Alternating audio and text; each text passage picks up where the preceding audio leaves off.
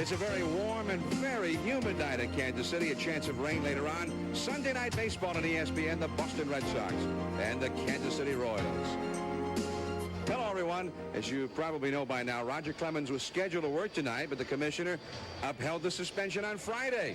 Nothing we can do about that, and we're not taking it personally. However, when he pitches, nothing happens. He always shuts down the opposition, shuts them out, hoping for a few runs tonight. Now, here in Kansas City, they're talking about Kirk Gibson. He's been carrying this ball club, and I'm here with Joe Morgan, the great Hall of Famer. And, Joe, you talk Kirk Gibson, you're talking excitement and an impact player. Well, he is definitely an impact player. The Royals have only hit 8 home runs this year. He's hit 6 of those 8 home runs. And he's also led by example. He plays hard, and he just gives you a good effort every night. All right, now, Tim Kirkjian in Sports Illustrated a couple of weeks ago said the Kansas City Royals better off without Bo. What do you think? I don't think that's true. First of all, Bo Jackson hit 32 home runs in '89, 28 last year, drove in 105 runs in '89, drove in 78 last year while being hurt. If he was that bad, they would have traded him before that. I think they need Bo Jackson. Right now, I think they're struggling a little bit, and they need a guy like Bo Jackson to complement Kirk Gibson, who is hitting from the left side. And in fact, Herc Robinson, the new general manager, says they're looking for an impact player in a trade right now. The Red Sox acquired quite a slugger, Jack Clark, and he'll be in there tonight. Well, Jack Clark is a guy that I've always admired because he never gets cheated at the plate. Strikes out a lot, but he never gets cheated. And he will hit you a lot of 3-run home runs, as he did yesterday. He swings the bat well with men on base, and he will drive in 100 runs for the Boston Red Sox, and that's just what they needed in the middle of their lineup. The Red Sox in Kansas City, each team has won a game of this series, and we're just about ready to begin from Royal Stadium. Tonight, Dana Kiecker, he's the substitute for Clemens, going for Boston, and veteran Storm Davis for Kansas City. Joe Morgan back at Royal Stadium. Storm Davis taking his final warm-ups for Kansas City. And here's the starting lineup, which he'll face tonight for the visiting Boston Red Sox. Leading it off will be the third baseman, Wade Boggs. Jody Reed hits second at second base. He's in a terrible slump. Mike Greenwell bats third in left field. Jack Clark is hitting cleanup, hit a 3-run homer yesterday. Ellis Burks in center field won a Gold Glove last year. Tom Brunansky bats sixth in right field. Mike Marshall, a rare start. He had 4 hits yesterday at first base. Tony Pena is the catcher batting ninth, also in a terrible slump, is the shortstop, Tim Neri.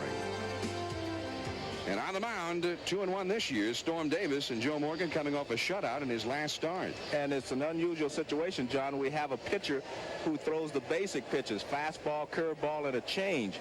No trick pitches, no fork balls, knuckle balls, anything like that. So Wade Boggs ready to stand in. Mike McFarland is Storm's battery mate. And here's the first pitch of the night. A little bit low for ball one. I was talking with John Wathan, the Kansas City manager, and he says that you see Boggs hitting only .283, which is very poor for him. And that's a foul. 1 ball, 1 strike. Saying that Stormy used to be a high ball pitcher. The new pitching coach here, Pat Dobson, is keeping the ball down now, and got a little sinker working. Is dropped down just a little bit more, 3/4 than over the top as he used to. They feel that's been a reason for his success early on. 2-1 the count. Very few pitchers can get away with pitching high, even if they have a real good fastball. And it's 2-2, the foul ball out of play. And defensively for the Kansas City Royals tonight, Kurt Stillwell hitting well is at shortstop. Bill Pacota's at third. Warren Cromartie fills in for George Brett at first. Terry Schumpert is the second baseman. In the outfield, Brian McRae in center, Jim Ising right, and Danny Tartabull. And 3-2 now to Wade Boggs. Boggs only 1 for 8 in this series. The Red Sox a winner here yesterday, and Kansas City a winner Friday. Base hit. Stillwell made a nice try for it. Wade Boggs has himself a single. He's had more than 1,800 base hits in his career. It doesn't matter how you play him on the infield. You have to play him straight away. But it seems if you play him up the middle, he hits it the other way. This time he goes the other way, keeps the shoulder closed, and just drives the ball to right field, to left field.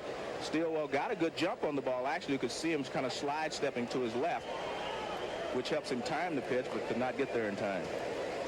Now Jody Reed, the hitter. This has been a fine hitter for the Red Sox these last 3 seasons. Always around 290 to 300, but he's in one of his worst slumps. He's been a slow starter in the past, but this is ridiculous. 6 hits in 56 at-bats. Did you ever have a slump like that, Joe? Strike on the inside. You have to ask that, huh? I went 0 for 35 once, so I would say that, yes, I did have a slump like that. 0 for 35? You never told me about that. I didn't want to tell anyone. When was that? 83 with the Phillies. Wow. 1 strike to count. And off Pacota's glove. Boggs is going to stop at second. Red Sox usually will take 1 base at a time. That's an error by Bill Pacota. The ball was grounded right towards him. He tries to backhand the ball. I felt he had time to get over in front of it. Watch. He takes his time. Ball's hit toward him. 1 more step, and he would have been in front of the ball. He tries to backhand it, goes off his glove down the line. He's lucky that he doesn't have runners at second and third. And ordinarily, we'd be seeing Kevin Seitzer over there at third base for Kansas City, but he suffered a broken bone in his right hand, hit by a pitch ball here Friday night. He's out for a month. George Brett, who played third base before Seitzer and moved to first, he's out with an injured knee for also at least a month. Is ball 1. 2 key figures as you see Mike Greenwell stand in. Missing from the Royals lineup. Seitzer, one of those table setters at the top of the order. And of course, Brett, an important run producer for many, many years here, to say the least. And also the idol of this man, Mike Greenwell, who grew up not only idolizing George Brett, but he patterned himself after George. Both left-handed hitters. A ball and a strike to Greenwell. And most of the Red Sox hitters, the big hitters, are off to slow starts. There's a ball, 2-1. And the manager, Joe Morgan, no relation to you, he says that he thinks it's the cold weather. They've had a lot of cold weather early on this year. There's Joe. Well, he makes a lot of profound statements. He's really a humorous guy. 2-2 the count. He said last year, he said, I'm in charge of this 9. Very few people called it 9s anymore. And today he told me, he said, I have to get this outfit hitting. He said, we've been getting great pitching, but they're not hitting. Joe Morgan. Inside, ball 3. Storm Davis is on the threshold of some very serious trouble. He's got Jack Clark on deck. Well, he's made up his mind that he's going to pitch Greenwell inside with the fastball, which is the place to pitch him. He tries to get it up and in, but he's falling behind. Runners go. Base hit. Tarnable over to cut it off in the alleyway. Boggs will score. Reed will take third on the Greenwell single. Still nobody out, and Kansas City has given up a run in the first inning to the Red Sox. And now the Rippers coming up, Jack Clark. Storm Davis was trying to get the fastball inside, and he did not. And Greenwell hammered it. He got it out over the plate. He will have to try to pitch Jack Clark very similar to the way that he pitched Greenwell. He'll have to try to stay inside with the fastball and then throw breaking balls away. But since he doesn't throw a slider, he may have problems with Jack Clark tonight. Royals have the infield double play deep. It looked like he hit a slider yesterday for a home run. He kind of bent over at the waist, and with a flick of the wrists, he hit one out of here yesterday. You were with us during the Baseball Tonight segment. You may have seen our tape replay of that. He had a grand slam opening day in Toronto. There's ball 2.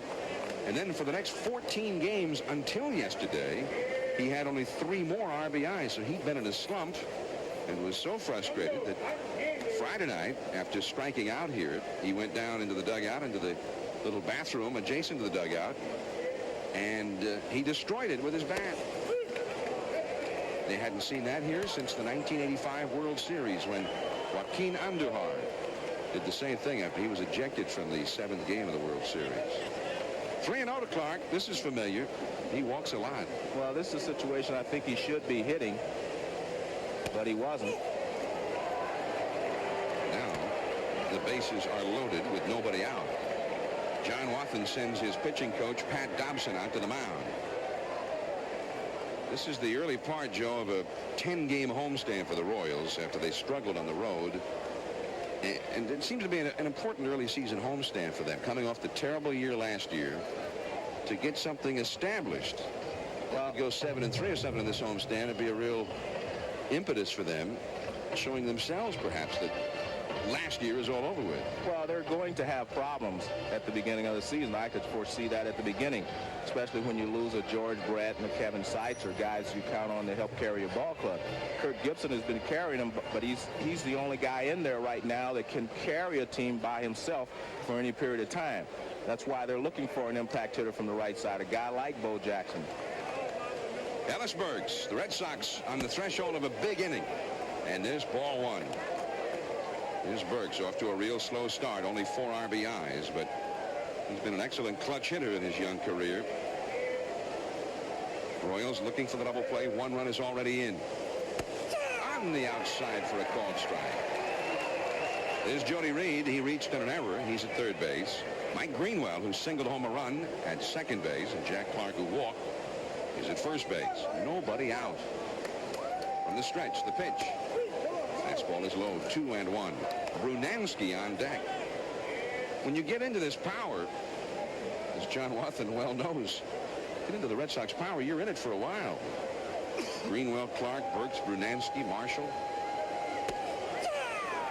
Borderline, and he got the call, did Storm. 2-2. But as you mentioned, only Brunansky and Jack Clark have really driven in any runs. Both of them have 10 and 9. Everyone else, including Greenwell before the base hit, he only had 4. Burks only has 4. 2-2 to Burks. Burks has hit 5 grand slams. Pretty good number in his short career. And that's foul off to the right.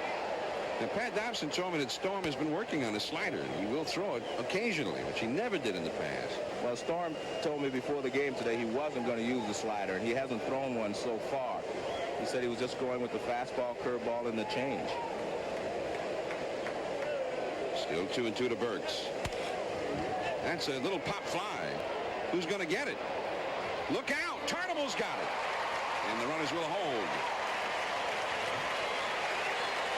That's a nice play by Tartable, and he needed to make the play because if Shumpert would have caught it running away from the infield, the guy would have been able to tag up at third. Reed could have tagged up and scored. You do not want the infielder to catch the ball running away like this. As Shumpert is chased off by Tartable, he makes the catch. Now he's coming forward, so there's no way they can tag up and go home. But if Shumpert would have caught it, Reed would have been able to score. It would have been a mean collision, too, if they'd collided there. Brunansky's going to be an easy out. The infield fly rule call. The Storm has been laboring and throwing a lot of pitches. He gets Brunansky on 1. He got that pitch in a perfect location, up and in on Bruno, and he couldn't do anything with it. Now Mike Marshall. He has not played much, but he got a rare start yesterday, and he went 4 for 4. 7 hits and 16 at bats in the young season. And that's a foul ball. Strike 1. Bases loaded. It could be in one of the game's key moments right now. Boston with a chance to score 3-4 runs in the first. Remember, the bases were loaded with nobody out and a run already in. I think with no one out were the key moments. And they had 2 hitters hitting. Well, they had Jack Clark hit with no one out, and then you had Burks hitting with no one out. Those were the 2 key moments. Clark took the walk, or he was walked almost intentionally. When Storm got behind him, he was not about to give in. Now it's 2 strikes to Marshall. Davis just 1 strike away from getting out of the inning. Broken bat. This should do it. Shumpert on 1 easy out. And that is the inning. The Red Sox had a lot of trouble like that last year. They get just the 1. Nothing over the Royals. John Miller and Joe Morgan from Royals Stadium in Kansas City. Sunday night baseball. Let's take a look now at the batting order for the Kansas City Royals. Leading it off in left field will be the left-handed batting Jim Eisenreich. Bill Pacoda batting second, filling in for Seitzer at third base. Danny Tartable, very powerful in right field, hitting third. Kirk Gibson, tied for the league lead in home runs, the designated hitter. Warren Cromartie back from Japan after 7 years at first base. Kirk Stillwell back 6th at shortstop. The catcher, Mike McFarland, he's a hot hitter right now. Brian McRae, son of Hal, in center field batting 8th. And Terry Shumpert at second base, batting 9th. And those hitters for the Royals facing that man, Dana Kiecker, the substitute starter for Roger Clemens. And Dana Kiecker, like Storm Davis, is going with basic pitches. He's going to throw the fastball, the slider, a little sinker slider. He's not going to go with a fork ball. He doesn't have any trick pitches, just sinker slider. So Kiecker, who won 8 ball games last year, working with his catcher, Tony Pena. Kiecker ended up starting a lot of games in the second half of last year. Particularly on the road, he had success. Kiecker on the road as a starter was 5-4 in his earned run average away from Fenway, 1.69, including a victory here last summer. Ball 1 to Eisenreich. He shut down the Royals here in the game. Up the middle, base hit.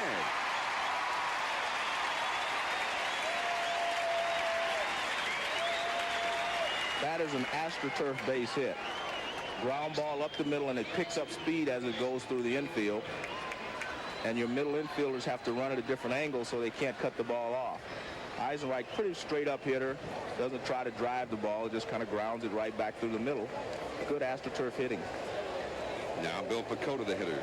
Now, there's a light mist falling here at Royal Stadium. There is a thunderstorm watch in effect in this area. Pecota showing bunt, taking ball 1. Larry Barnett is the home plate umpire. And by the way, we have only 3 umpires working tonight. There's Al Clark, veteran umpire. You see Barnett is having back spasms and is unable to make a go of it tonight. We send our best wishes to Al, good man, and hope he's feeling better soon. Eisenreich back to the plate. Now, I'm speaking on behalf of myself. I'm not speaking on behalf of any players.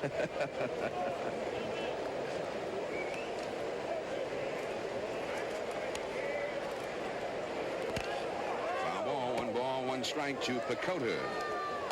They have had some severe weather in this part of the country this weekend. I'm sure most of you know by now about the tornadoes that touched down Friday in Kansas, not far from here. See the temperature tonight, very warm, very humid, and a chance of rain, and a pretty good breeze blowing in from left across toward right. There goes Eisenreich. Pena throws. He's in there. Second steal of the year for Eisenreich. Tony Pena doesn't have a chance because Eisenreich gets a good chance. Watch there. Kiecker kicks pretty high. Pena comes out firing, throws a strike, but no chance. Couldn't have been a much better throw than that. No, he got rid of it quickly as well. 2-1 the count now. Look out. Fastball way inside. 3-1 to Pecota. Eisenreich 2 years ago stole 27 bases for the Royals. So he can steal one now and then. That's his second of this year. 3-1 to Pecota. To the right side. Beautiful execution by Pecota. And over to third base goes Eisenreich. Looked like he got the ball into the hands, and he still took it to the right side. The defense for the Boston Red Sox, Tim Naring, who is really struggling as a shortstop. Wade Boggs at third, Jody Reed at second, Mike Marshall over at first base, Ellis Burks in center, Mike Greenwald in left, and Tom Brunansky in right field. And it is raining. That's not a mist anymore. Maybe you can tell from that shot. A little rain falling. A lot of rain falling. Here's Danny Chartable. Well, with red out and sights are out, they could use Danny Chartable asserting himself right now. He's well capable of it. Gibson on deck. Runner at third. 1-0 Boston. As Sliders swung on and missed. Strike 2. You're seeing the rain here. That's the real reason that most parks in the East are AstroTurf fields. They can handle all the rain and still be able to play. These fields can take a lot of moisture before they're unplayable. 0-2 the count to Chartable. Takes that one. 1 ball, 2 strikes. Gibson on deck. Chartable has hit as many as 34 home runs. His first 3 years in the big leagues, he was either at or near 100 RBIs. I mean, this is an impressive hitter when he's healthy. He hasn't been for a couple of years. That should get the run home. High and deep into right center. This one is way back there. And off the wall. Tarnable will stop with a double as Eisenreich scores, and it's all tied up. That's what they need from Tarnable.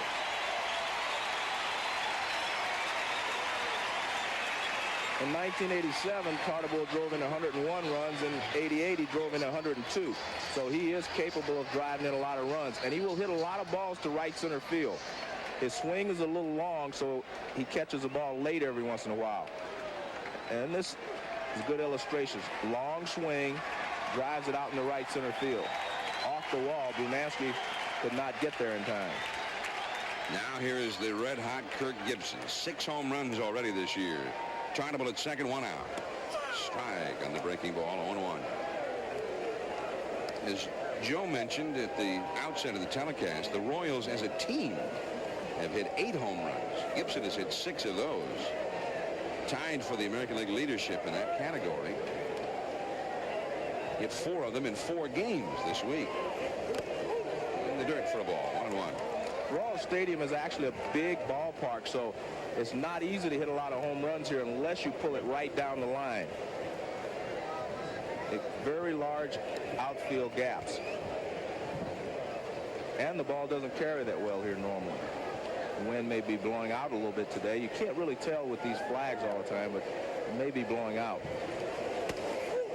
Like the way Brunansky, we see the flags to the left indicating that the wind is blowing out toward right. It looked like the ball might have got a little push. It was hit very high in the air.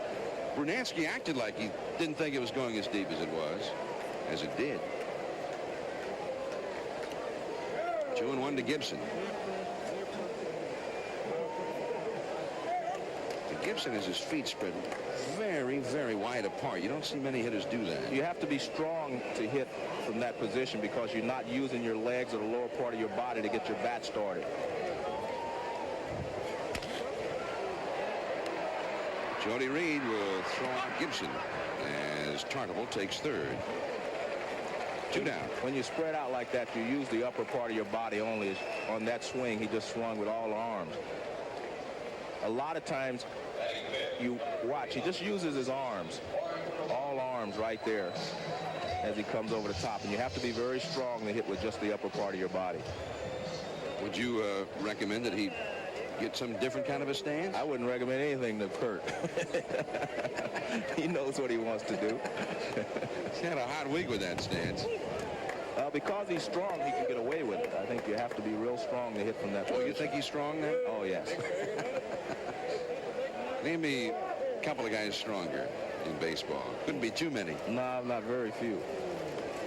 1-0 to Warren Cromartie. There's a strike. Cromartie, a veteran, 37 years of age, and a very fine big league hitter for a lot of years, mostly with Montreal. In the last 7 years, the Yomiuri Giants in Tokyo. He was the most valuable player in the Japanese league. He hit .378 there, which is the 4th highest batting average ever recorded in that league. So Warren Cromartie has always been a good hitter. Has a major league average of .280, so he's been a good hitter for a long time. 3-1 to Cromartie. He was one of the 3 outfields I thought was the finest young outfield I'd ever seen. They had Ellis Valentine in right, Warren Cromartie, and Andre the Hawk Dawson in center field. I thought that was one of the finest young outfields ever put together, and they produced some numbers for Montreal for a few years. And Kiecker will take that one, and Cromartie is retired just like that. So the Royals get 1, 2 hits. Each team has 1 at the end of 1.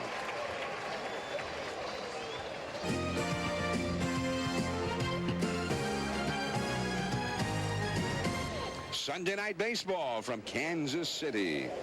And here is Tony Pena against Storm Davis.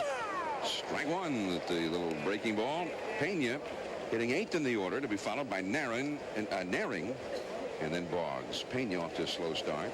Which is the opposite of last year. His first year in the American League, he was up to hitting .400 last year about this time. So he's off to a very slow start. 403, if I recall correctly. If I can read my note there on the screen.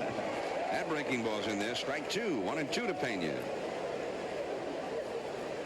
Well, most of this Boston club is off to a slow start. The team batting average is .235. The Red Sox have had the highest team batting average in the American League in each of the last 4 years.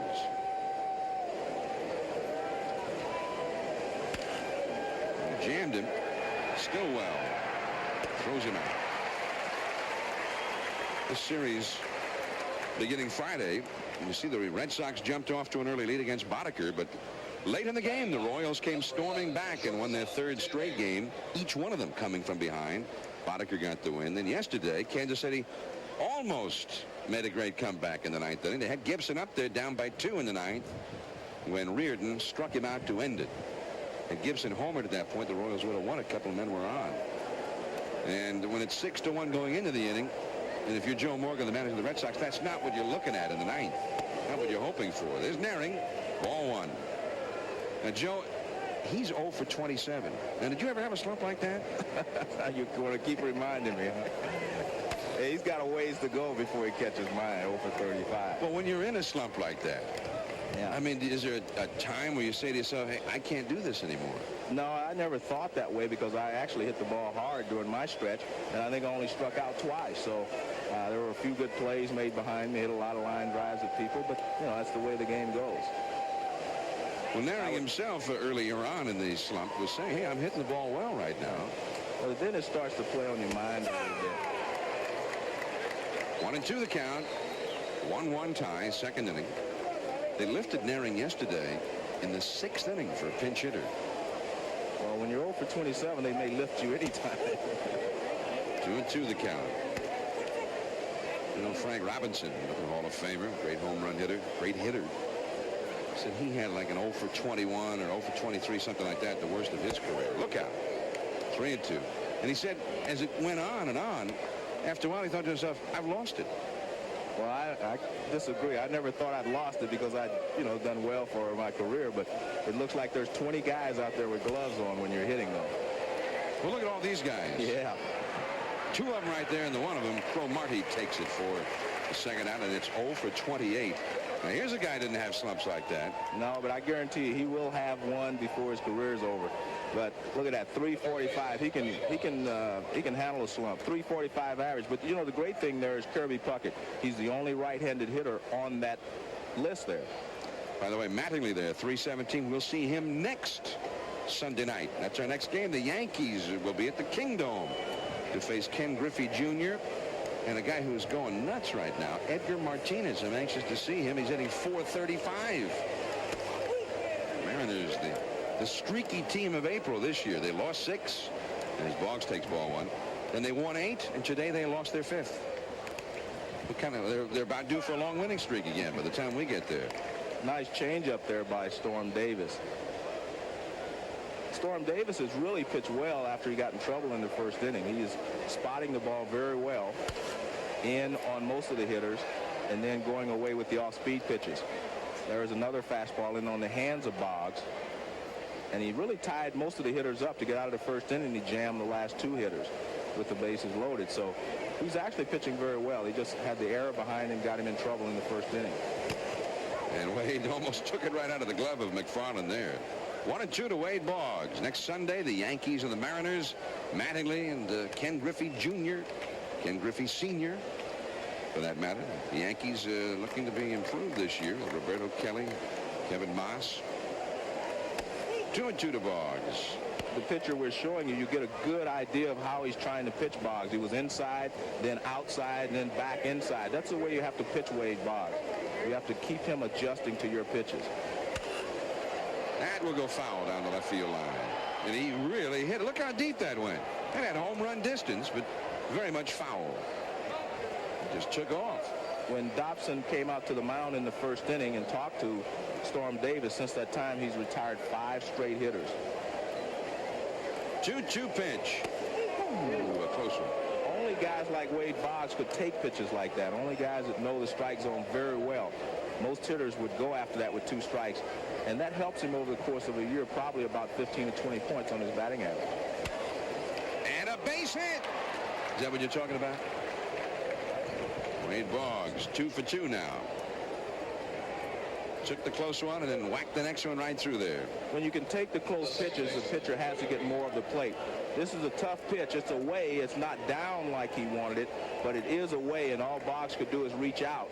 But he gets enough of the bat on the ball that he drives it through the hole at shortstop. Again, on AstroTurf, if you hit the ball sharply, it will shoot through the infield. Now Jody Reed, 2-down runner aboard. Boggs now with 1,803 base hits in his career. Into the hole and through. Off the glove of Pacoda and past Stillwell. Boggs will stop at second. Well, there's Jody Reed with only his 7th hit of the year in his 58th at bat. And he just barely got that one. Well, Pacoda was down the line and couldn't get the ball off Jody Reed last time, so he's shading him that way a little bit. This ball's hit off the end of the bat, but again with the AstroTurf, it's very tough to cover any ground. You have to almost play people in the correct position all the time. Now Greenwell. And that's a solid base hit to right. He may have a play at the plate. Tarnable up with the ball, and Boggs will be held up. Forget about it. And that's why. Nice throw by Tarnable. Well, Tarnable has a strong arm, and on this occasion is very accurate. But the thing you have to do at second base on AstroTurf fields is make sure you get a big jump from second base. Boggs did not get a good enough jump off the bag, and the throw is right on line. Perfect throw, one hopper right to the catcher. Boggs comes around third, and he has to hold up. So with 2 down, the Red Sox get 3 straight hits. And here's Jack Clark. And Storm Davis is right back into the middle of it here. Ball 1 outside. He had to get out of a bases loaded, nobody out situation in the first, and he did. Now the bases loaded and 2 down, but Clark is up. And there's nowhere to put him. Fastball. Strike 1 now. Joe Morgan might have, I'm saying the Boston manager might like to see him swing at that one.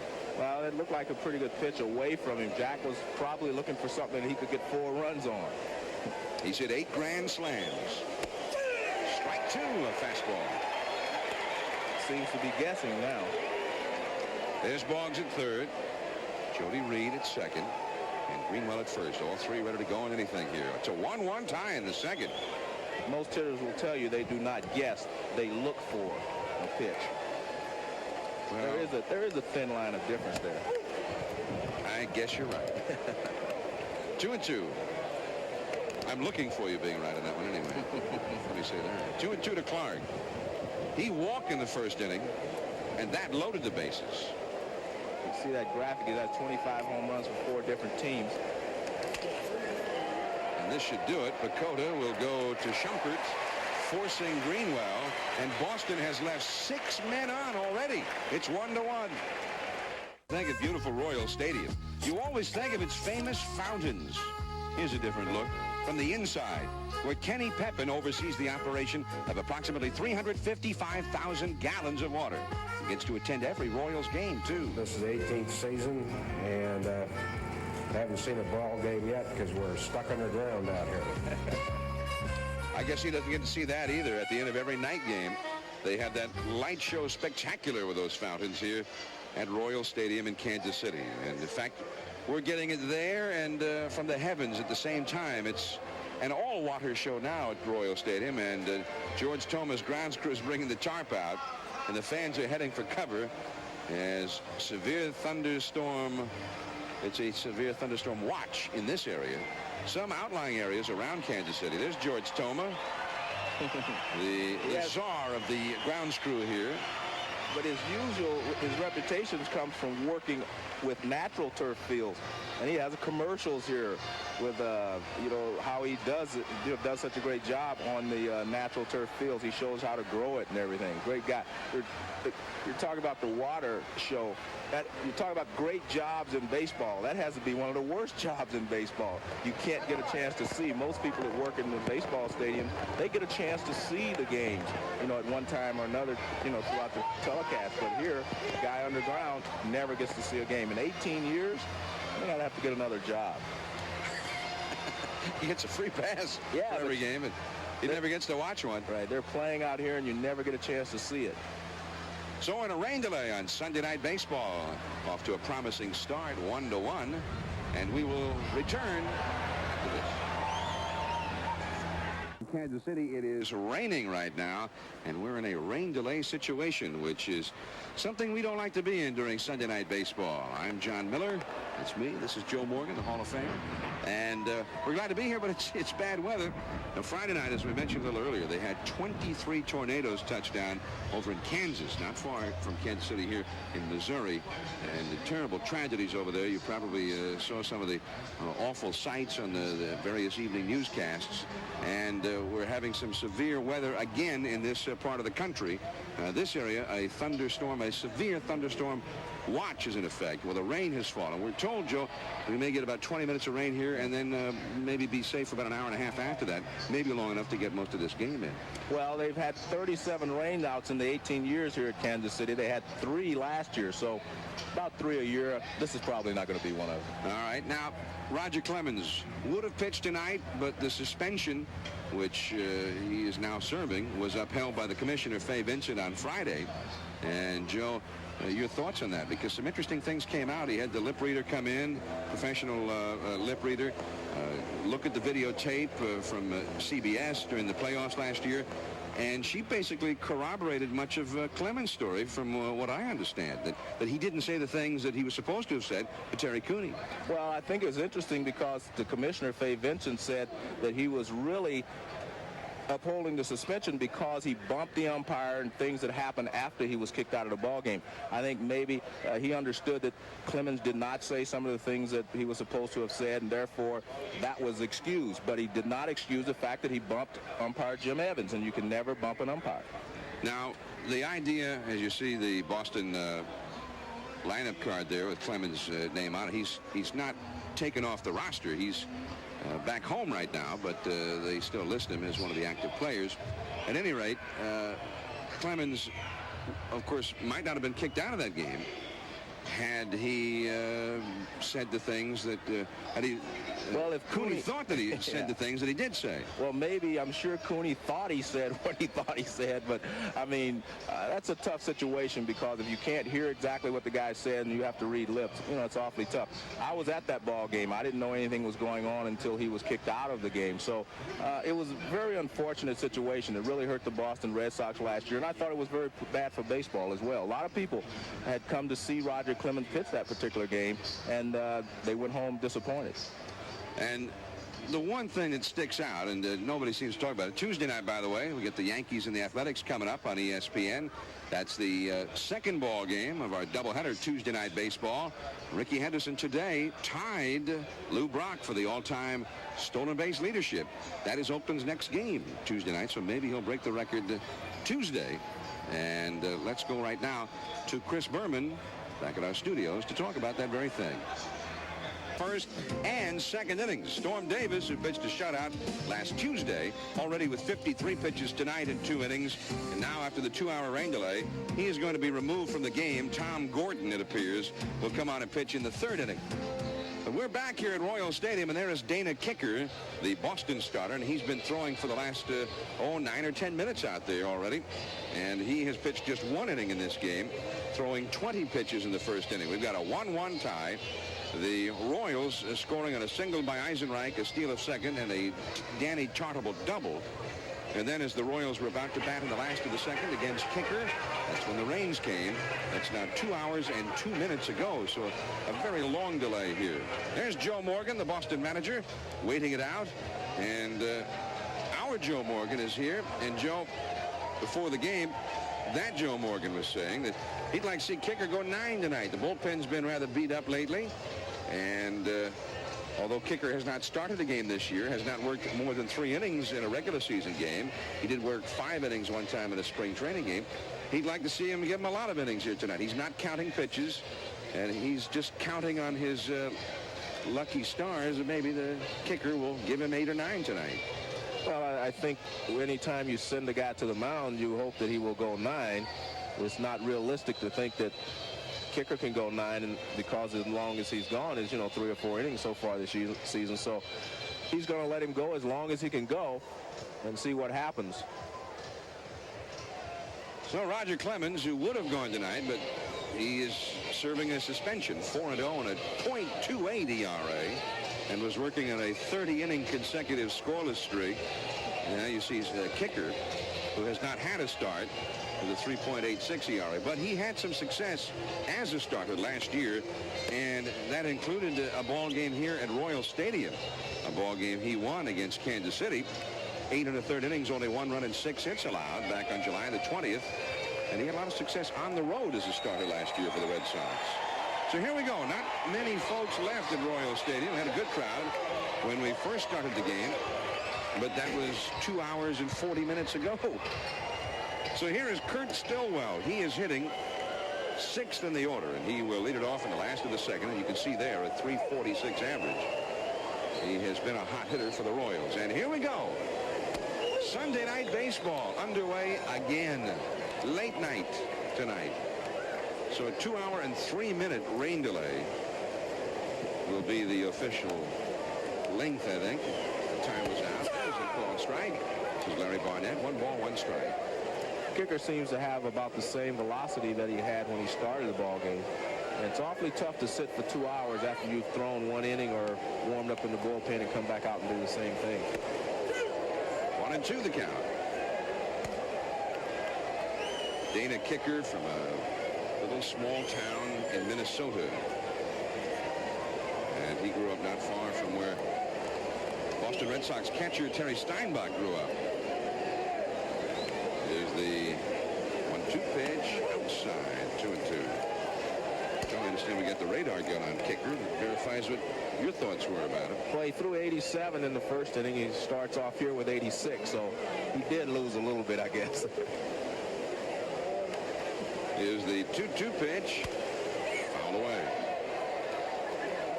Kiecker was born in a town called Sleepy Eye, Minnesota. I wonder where they think of a name like that. Sleepy Eye, Minnesota. He lives now in Maplewood, Minnesota. 2-2 pitch. That's foul. He graduated from St. Cloud University in 1985 with a degree in business and recreation. As I understand it, Terry Steinbach, the fine Oakland catcher, lived in a town called New Ulm, Minnesota. And this winter before last, they worked out a lot together since they had the proximity. And Kiecker gave Steinbach a lot of the credit for turning his game around, helping him become a legitimate big league pitcher. Deep in the left center, Greenwell's got a long run for this one, and he caught up to it. Right into the cushioned wall and holds on. Stillwell retired. About a week ago, Greenwell was having problems with his ankle again. It was only a couple of days that it bothered him. Now he says it's completely well. A week or so ago, he probably would not have been able to make that play. Here you see he's going after it, no problems with his ankle or anything. It's a pretty good play. You could get problems with your ankle if you go into that wall the wrong way. Here's Mike McFarland, 7th place hitter. Strike 1 on a foul straight back. McFarland in Friday night's game here was the hero. He hit a 2-run double late in the game with the score tied at 3, and that won it. And he's been hitting a lot of doubles lately. McFarland for the year with 6 doubles, one of the league leaders in that category. 2 strikes to count. Joe, what do you want to do after the game? Probably go to sleep. What inning is this again? 2nd inning. Here's the 2-strike delivery. He struck him out. 2 down, and McRae coming up. Not Hal. This is the son of Hal, Bryant, coming up. It's a breaking ball that starts inside and it catches the inside corner. Tony Pena was set up to catch the outside corner, and the pitch comes on the inside corner. And it fooled both McFarland and Tony Pena. Brian McRae. Maybe you were with us during the rain delay when we had George Brett here and we saw the old home movie, which I understand Amos Otis's wife took that day back in 1977, father-son game. Like Brian McRae, what's that, 14 years ago, took George Brett deep in that one. The ball, 1-1. Now, he was was supposed to play every day in center field, and he may still. But he got off to a real slow start for the Royals, and lately they've been platooning him. He's only 5 for 42. 1-2 the count. There's a lot of expectation around here for Brian McRae, and I'm sure he will live up to it because he does have a lot of ability. But the one thing you have to remember is he is a rookie, and it still takes time to adjust to playing every day. Ooh, swung at one of the dirt there. Strike 3. Nice tough slider from Kiecker. 3 up, 3 down. New pitcher for the Royals, Tom Gordon, has come on in relief of Storm Davis, and his first pitch to Ellis Burks. He is ball 1. Gordon was scheduled to start a game Tuesday for the Royals, but Luis Aquino now will start that one. And that's foul away. 1 ball, 1 strike. Now, Joe, Storm Davis went to 2 innings and couldn't return, although Kiecker, who had pitched 1 inning, did return. How come? Well, Storm Davis threw 54 pitches in his 2 innings, and in his victory, his shutout last week, he threw 107 in 9 innings. So they were starting to worry. He went to 4 full counts. He was just not sharp tonight. Foul ball, and the count is 1-2. Now this guy, as Ellis Burks gets ready to face him once again with a count of 1-2. Tom Gordon's got great stuff, and in his most recent start against the Yankees, he struck out 13 and got taken out of the game in the 8th inning. Well, he's pitched 12 innings this year and struck out 18 in the 12 innings he's pitched. That's pretty awesome right there. 1-2 count. 2-2. He's got a great breaking ball. He's got a couple of different curveballs. He's got that big dropping curve. He's got another one that's a little bit shorter but faster. Throws pretty hard. 2-2 pitch on the way. Right on the corner, strike 3. Burks is 0 for 2 in this game. Well, he has a good curveball, and this one is almost a perfect curveball. He throws it over the outside edge, and Ellis Burks could not do anything with it.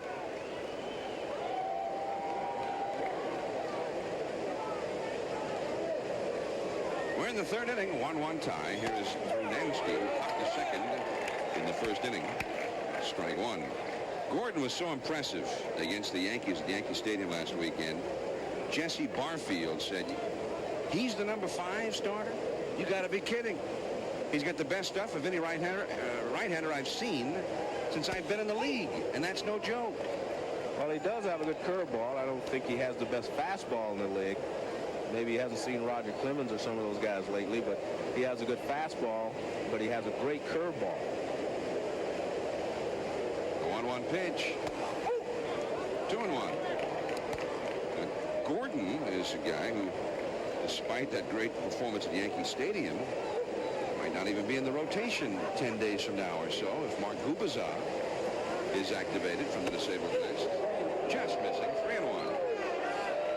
Gordon made his name here in Kansas City coming out of the bullpen. He won 10 ball games as a release specialist before they put him into the rotation. So they know that he can come out of the bullpen. They know he can pitch on a few days rest. So he may go back to the bullpen, but I tell you what, he is awesome. Threw the breaking ball there on 3-1, but missed with it a little bit low. Brunansky gets the 1-out walk, and here is Mike Marshall. Key moments early in this game before the rain. The Red Sox had a run home and had the bases loaded in the 1st inning with nobody out, and Burks at the plate, and they did not score after that. Back to the bag is Burks. I mean, they had 1 home already. They're looking at maybe a 4 or 5 run inning, blowing it open from the very beginning, and they got only the 1. And then in the 2nd inning, with 2 down, they got 3 consecutive singles. But then Jack Clark get into a forced play. There's a pitch out, and Brunansky is not going anywhere. It's pretty surprising there. Mike Marshall not known for hitting and running, and Brunansky not known for stealing. Kind of a wasted pitch. John Wathan, the Kansas City manager. Mike Marshall is a good breaking ball hitter, so he can handle the breaking ball, but not if it's knee high and low and away like that. Nice pitch by Gordon, but he can handle the breaking ball. Now, Mike Marshall played yesterday. Tonight is only the 4th game that he has started this year. He's had 7 hits and 17 at bats, 4 yesterday. Brunansky is back. I asked manager Joe Morgan of the Red Sox before the game about stealing signals and other teams stealing his signals. And he said, I don't have to worry about that. We never steal. We don't put on any signals. Could be 2, except Stillwell fell down. And they get just the 1, and they were lucky to get that. As he started to break to cover second, he slipped and fell on the turf and looked like he might have hurt himself. He got hit when he came across the bag. Brunansky clipped him a little bit. It's a breaking ball, and Marshall hits it hard, but he hits it right at the second baseman. Now Shumpert runs toward the bag. Right there, he gets hit a little bit by the sliding Tom Brunansky. As a second baseman, you panic right now when you look up, no one's at the bag. Shumpert really does a great job. He starts toward the bag himself, and then he feeds it to Stillwell as he was coming across. Pena takes a fastball for a strike. So a made-to-order double play ball, and nobody's at fault there. Stillwell just fell. Turf apparently a little bit slick. It's taken some water. That will go foul down the right field line. 2 strikes to count. The Royals are starting a 10-game homestand with this 3-game series against the Red Sox. They are 1-1 in this series. After Boston, the Detroit Tigers will be here for 3, and then the Blue Jays for 4. And although John Wathan refuses to say so, people around here like to see the Royals maybe win 7 out of 10, because historically, when they've been a good ball club, they've done real well here. Strike 3 call. The breaking ball in the outside corner. 1-1 after 2.5. Royals come to bat. Last of the third. It's a 1-1 tie. The 9th place hitter, Terry Shumpert, takes a called strike from Dana Kiecker. Shumpert, the man who has replaced Frank White at second base here in Kansas City. Into left center field. Miss Burks kind of loping over after in front of Greenwell for the catch. One away. Frank White had a nice long run in this ballpark. And a class act, too. Well, he was always one of my favorite players because, as you said, he was a class act and a great second baseman. Jim Eisenreich with his 7 doubles. Tartabull hit his 7th tonight. You'll always see 1 or 2 Royals, and usually somebody from the Red Sox among the doubles leaders. These ballparks are conducive to the doubles and triples, particularly this ballpark for triples. Eisenreich singled in the first, stole a base, and scored the Royals' run. Off the end of the bat, and Naring throws him out. 2 men gone here in the 3rd inning. Frank White, that man's teammate for a long, long time. And Frank, I think, saw the handwriting on the wall, as it were, last year. Became a bench player most of the time. And Shumpert was brought up. Spent some time on the disabled list. Frank won 8 Gold Gloves here for the Royals. And although he played on turf, as Pacoda takes a strike, may have helped his fielding percentage. He was a guy who just seemed to know where the ball was going to be hit before it got hit. Well, I think Frank White would have been a great defensive second baseman on any turf, but I agree with you. AstroTurf is a lot easier to field on, gauging the hop, but you have to be very quick to play on AstroTurf to have some range. A lot of guys cannot play on AstroTurf because they're not quick enough to move around out there.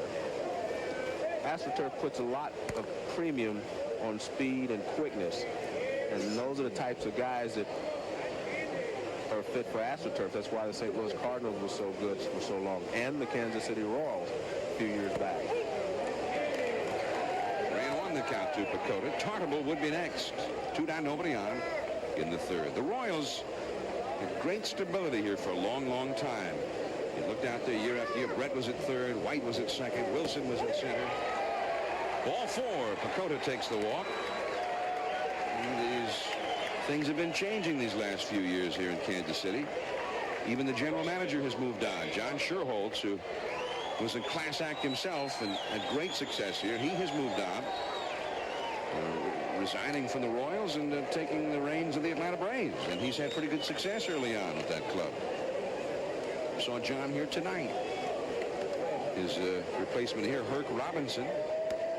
Saw them talking together, and I immediately figured they must be talking trade, right? You see two GMs together, what could they be talking about?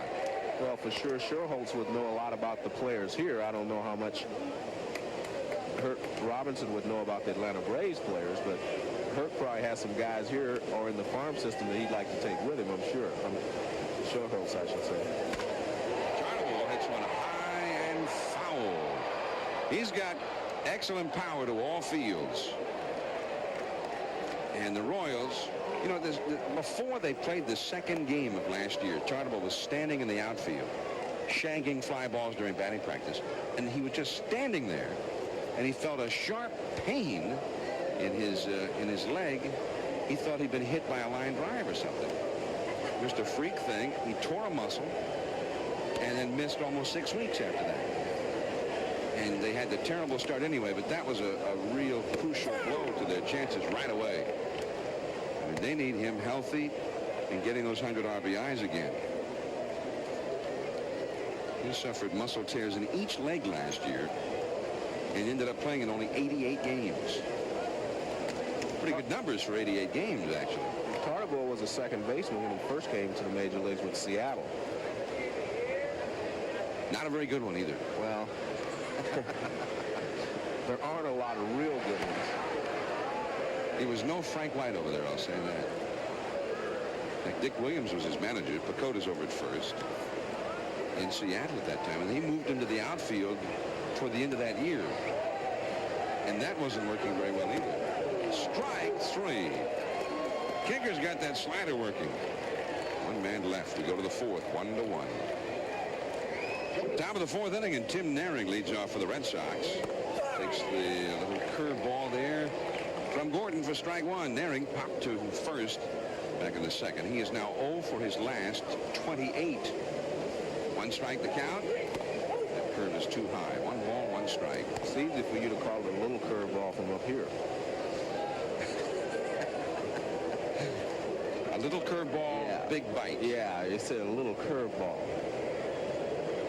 That thing is biting quickly. Well, now that one was bigger. Oh, okay.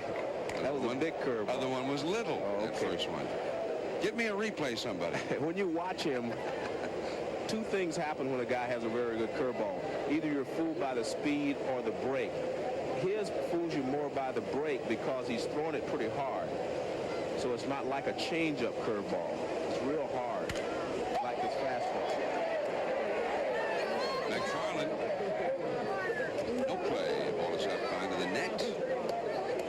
No pepper there, by the way, if you ever come to Royal Stadium. 1 ball, 2 strikes.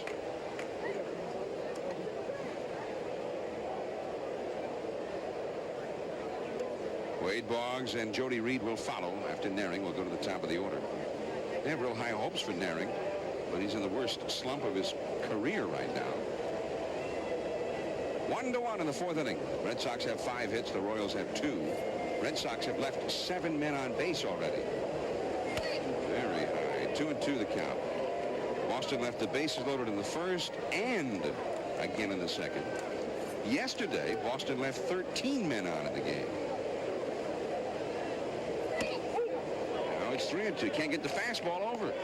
A lot of times, pitchers whose best pitch is a curveball, they have problems throwing the fastball over. That's why he threw a 3-1 breaking ball to Bernansky a while ago. They feel like they can get the breaking ball over better than they can the fastball. Threw him the curve on 3-2. Right. Naring fought it off. You throw what you feel like you can control best. Here's his breaking ball right here. The one thing that he doesn't do is bend very well. Watch. He throws it from pretty much straight up, right there, right over the top. He doesn't bend and follow through like a lot of breaking ball pitchers. Routine play out there for Eisenreich. Ball hit off the end of the bat. And Naring is retired. And Wade Boggs will come up. He is 2 for 2 in this game. Now, even though he doesn't have the big wall out in left field here in Kansas City, look there. 348 lifetime in this stadium before tonight. Only Anaheim and Cleveland Stadium have offered him more success than this ballpark when he's been away from Fenway. Strike one with a Mike Swanson has calculated that now he's at 354 lifetime in this park. Of course, he's done well here, but it's nothing like what he's done at Fenway. Park made for him.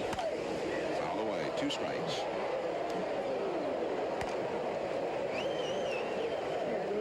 The Boggs has been pulling the ball a little bit more so far early in the season. He has 3 home runs. And he told us during the rain delay, we had a chance to visit with him. By the way, he seems to be none the worse for that pie in the face episode from his teammates. Fouled that one back. He says as he gets older, he anticipates hitting more and more home runs. Well, what he's doing is balls in the middle of the plate in, he's turning on them. He's opening his hips, and he's pulling the bat through. In the last few years, the ball inside, he would push it off of him and hit a line drive to left field. That curveball in the left center, and it will go through. It's a bit treacherous out there. Eisenreich with his footing a bit unsure. Boggs with a double, and he is 3 for 3 in the game. As I said, his breaking ball is more to fool you with the break. Wade keeps his head right on the ball and lines it to left center field. A guy like Boggs, you need to take a little bit more off the curveball. The change of speed will help you more than the break on the curveball. If you throw everything hard to Wade Boggs, one speed, even whether it's a curveball, slider, whatever, he's going to handle it. So you need to change speeds a little bit more. The curveball needs to be slower than the 90-mile-per-hour or 85-mile-an-hour fastball. It's a 1-1 game, 4th inning. Boggs at second, 1 out. The slumping Jody Reed, the hitter. He has 7 hits in 58 at-bats this year, but one of those hits tonight back in the 2nd inning. That was pre-rain. That's another base hit into right field. Boggs is being held at third as Tarnable fires for the plate again. So we'll do that with Boggs in the run from second base back in the 2nd inning and held Boggs too. We talked about Boston not being able to be a real good team until they get a little more speed and be able to play better on the road. Jody Reed has singled twice with Boggs on second base, and neither time has he been able to score. Now, if they get a ground ball here hitting a double play, it would have been a double and a single and not a run scored. It's a nice throw by Tartabull. They keep hitting it to right field. He has the best arm in the outfield.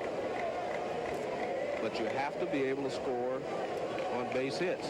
Now here is Greenwell, 2 for 2 with a run batted in. It's a big curve. See that? Yeah, that was big curve. You feel better now? Yeah, that's better. 1 ball, no strikes to Greenwell. He has lifted his average to 290 in this game. Runners at first and third, 1 out. Fouled it away. 1 ball, 1 strike. Kansas City is playing its infield double play depth. In this series, the Red Sox have had a hard time cashing in. They scored 6 runs yesterday, but they stranded 13 runners. They had another one thrown out at the plate in that game. I don't think they can get 2 on this one. They'll only get Greenwell at first. Boggs scores. And the Red Sox are ahead 2-1. Greenwell's 2nd RBI of the game. Reed takes second.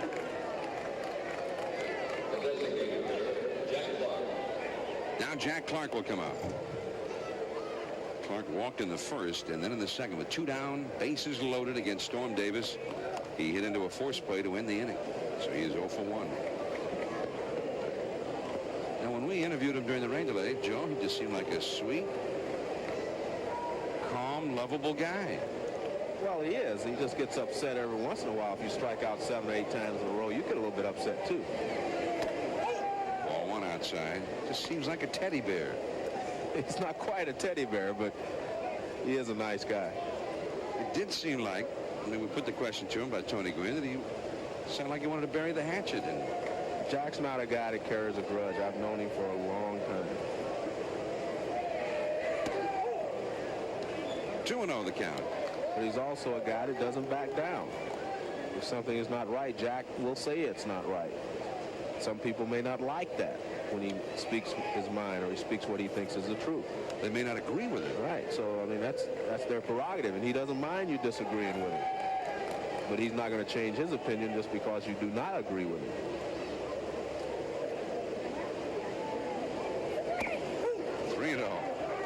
look like Gordon wants anything to do with Jack Clark, the first base open. Whenever there's a base open, this happens to Jack Clark. That's why he ends up with so many walks. In the first inning, they did the same thing. Basically, he had a place to put him, so he was walked again.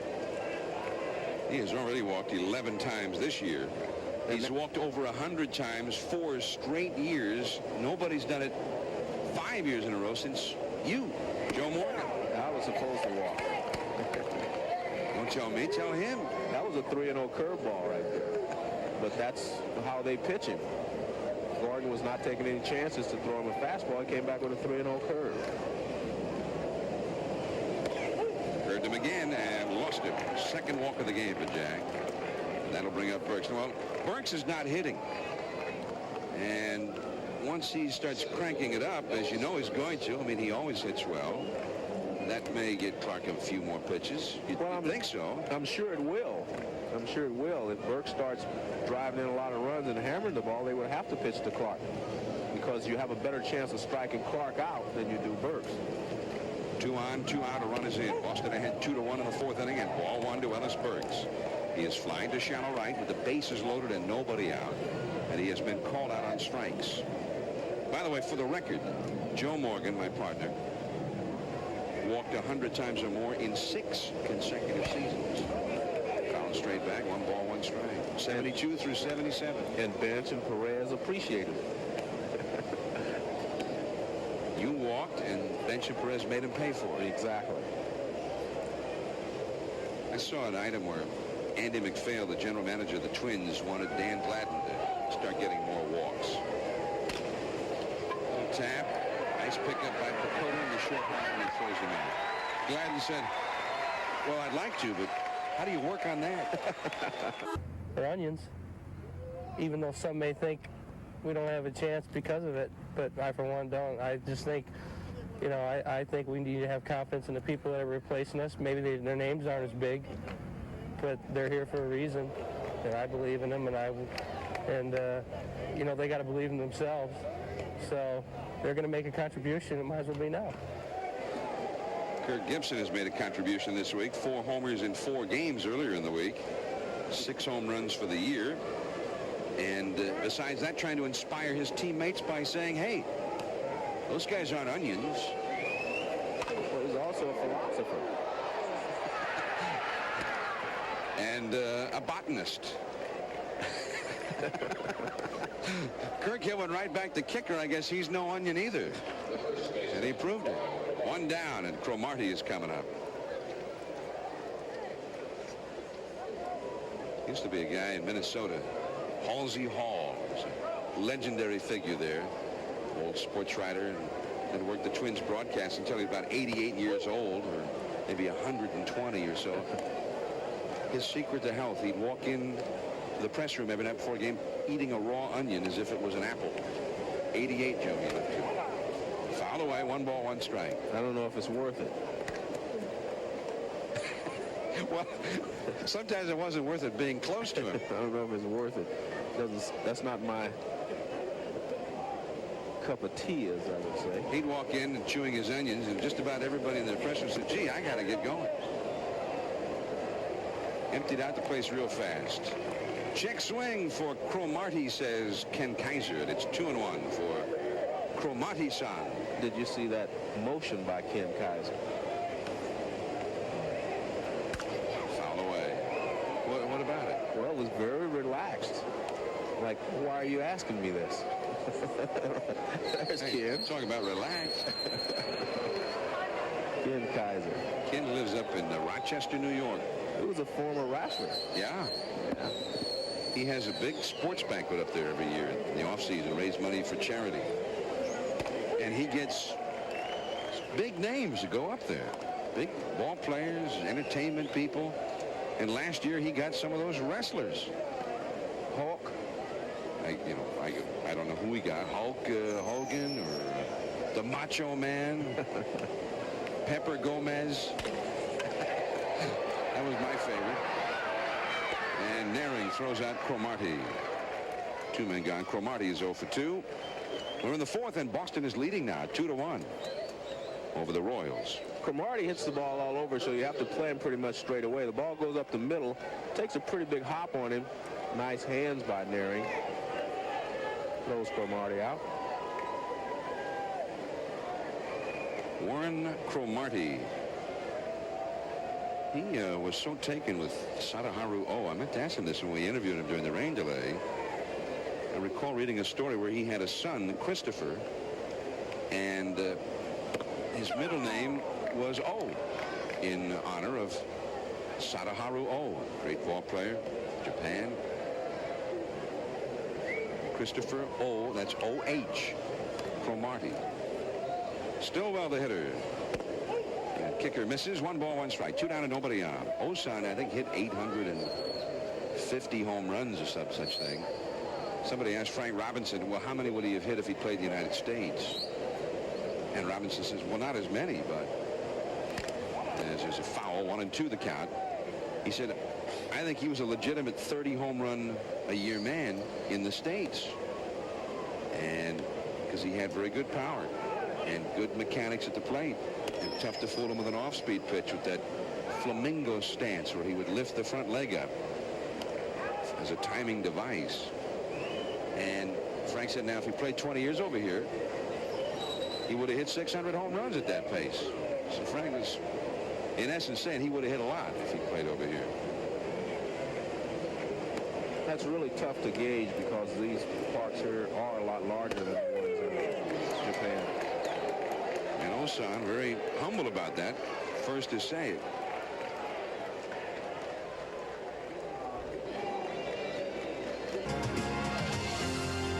ESPN Sunday Night Baseball is brought to you by Bud Light. Everything else is just a light. And by Parts Plus. For name brands you can rely on, go to Parts Plus, America's family of auto parts stores. And you're looking at part of the past floating up the Missouri River.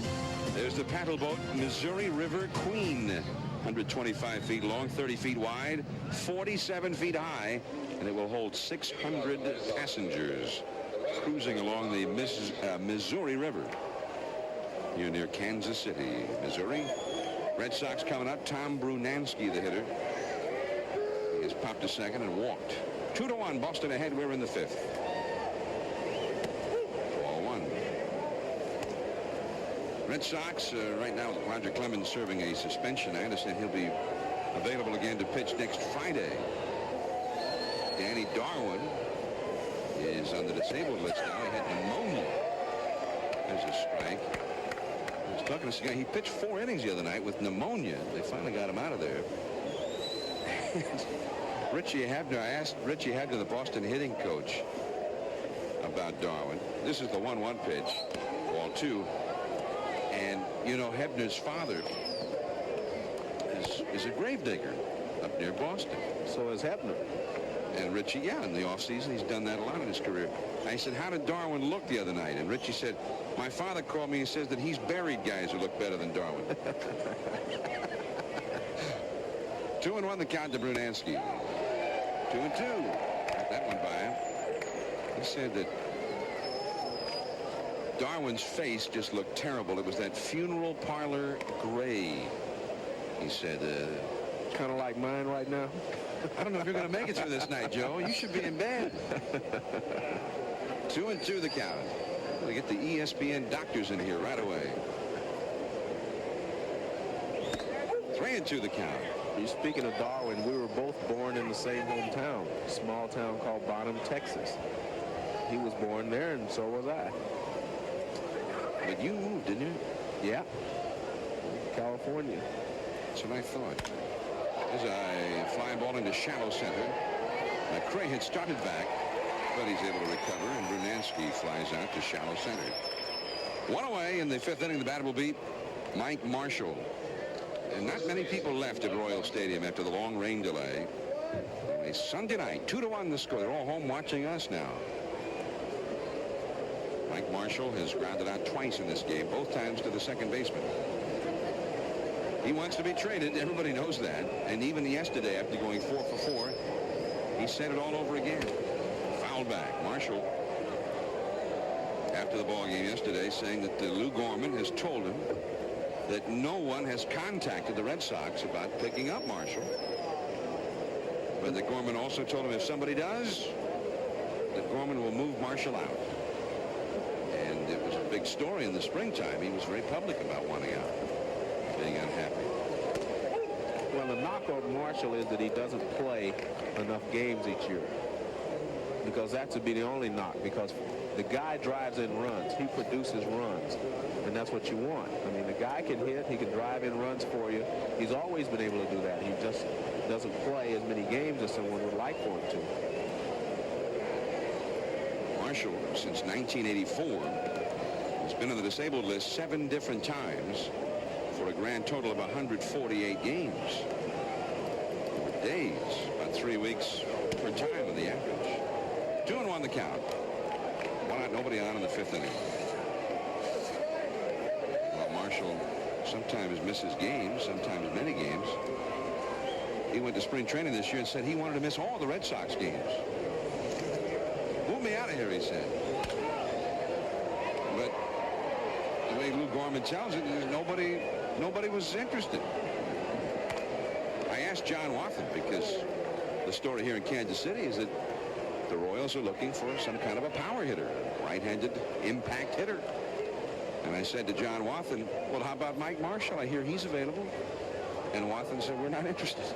I mean, you're making trades now? Well, I'm just chatting up these people, you know. Strike 3 with that breaking ball. Tough pitch.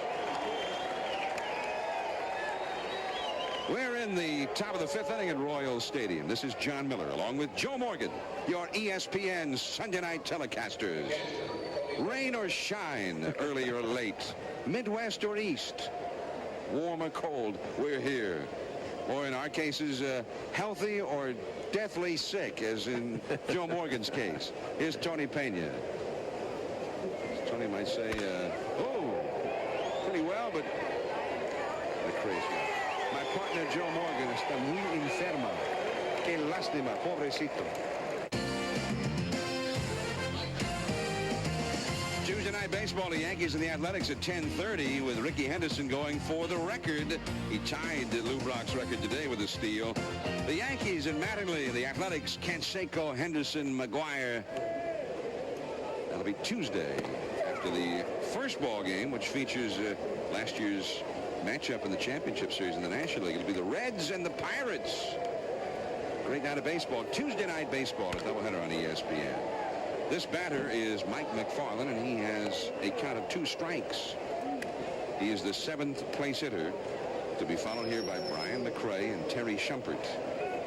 The last third of this Royals batting order.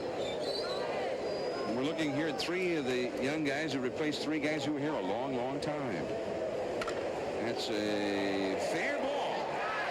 And Boggs not in time. Almost, and it would have been a tremendous play had he done it. Base hit McFarland. Boggs makes the play about as well as you can. The tough thing about the play is that he has to catch it above his shoulders going away. If you backhand the ball waist high, you have time to stop. Watch, he has to reach up. Well, shows how smart I am. He has to throw over the top, and he can't get much on the throw. He tries to use the AstroTurf, but McFarland beats it out. And there's the 3rd hit for Kansas City. Their first since the first inning. Their only hits against Kiecker had been before the rain.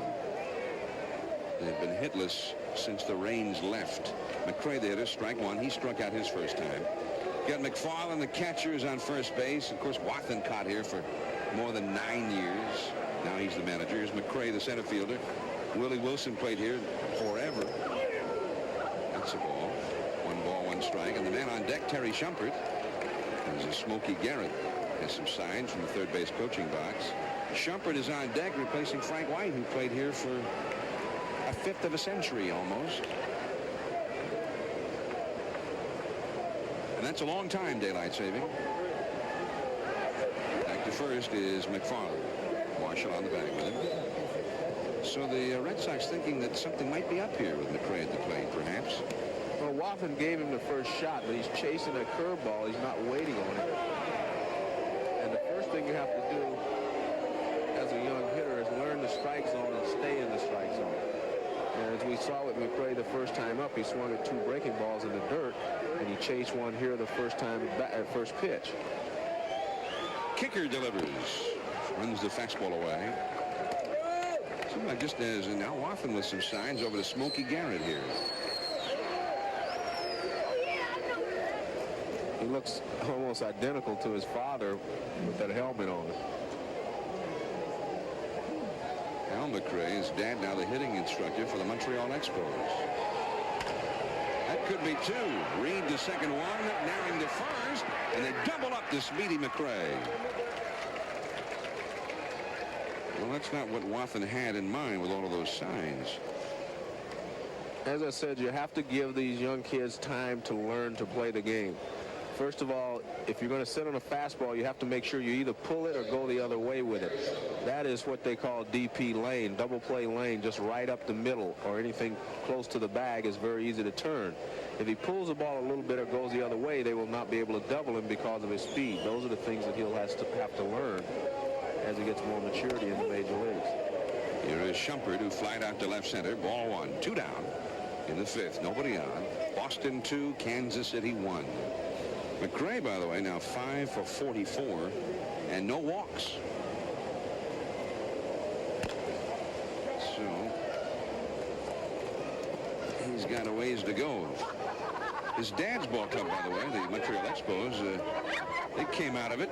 They've been having their problems as a team getting any hits. Today, they defeated the Cardinals 9-6 here in Missouri. That's foul. 1-2 the count. This 4 to 6 to 3 double play, the throw from the second baseman to the shortstop. Shortstop comes around, drags his foot across the bag, and then he throws right down the line. And that's when the runner has to get down. And that's the only way you can protect yourself as an infielder on the double play. You always throw straight down the baseline, whether you're coming from second base or you're coming from shortstop. That's the angle you want to throw at.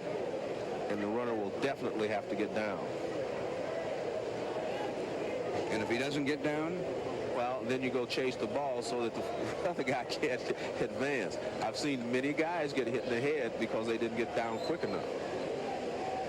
So you don't worry about them. That's their job. That's their job. You don't worry about them. They don't worry about you at second base when they're trying to break you in half. Strike 3. Well, Kiecker has been giving Joe Morgan exactly what he wanted. We'll be back. We're into the 6th inning now. ESPN Sunday Night Baseball. We're accenting the night part of that in this one. Foul ball by Naring, who is now 0 for his last 29. 0 for 2 tonight. For a lot of people who are tuned in and looked at Flash Gordon, and they noticed that he has a different number on. His number was 36 last year. He has changed it to 16 in honor of Bo Jackson, who is a very close friend of his and who is now gone. And he said he would wear it until Bo Jackson got back into baseball. So he went from 36 to 16. Bo was like a big brother to Gordon. He says when Bo starts playing again, even though at this point it'll be with the White Sox, when and if he starts playing again, then he'll shift his number back again. That's a ball. 2-2 the count. Roger Clemens has done that a couple of times during spring training. This year he wore Dwight Evans' number all through the spring to pay tribute to the longtime Red Sox star. The same thing when Rice was released. The next spring, Clemens wore his number all spring. 3-2 the count to Naring. Well, you definitely don't want to walk Naring. He's 0 for 29. You want to make him swing the bat. Threw the breaking ball. Naring fouled it away. Well, I think he feels that he can get the breaking ball over better than he can the fastball. The fastball, he seems to throw it high a lot of times, and I think that's because of his release point. He does not really bend as much as a lot of pitchers, as I showed you when he on a pitch before. He doesn't bend or follow through quite as much as you'd like. Popped him up. The misery continues for Naring. Marty's got it, and there is one away. Wade Boggs is coming up now. 3 for 3 in this one.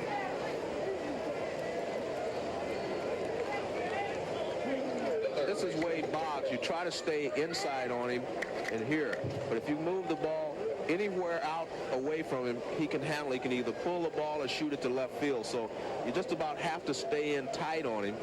And the balls he's hit tonight have been out over the plate, where he can either pull it or he can go the other way. He's hit 3 balls to the opposite field tonight. 2 singles through the hole between third and short, and 1 double up the alley into left center field.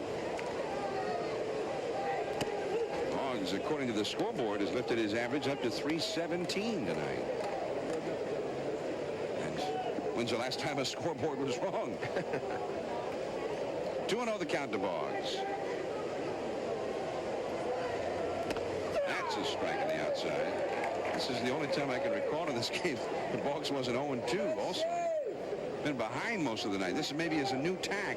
He doesn't mind hitting from behind 0-2 because he's going to hit a strike anyway. He's not going to swing a bad pitch.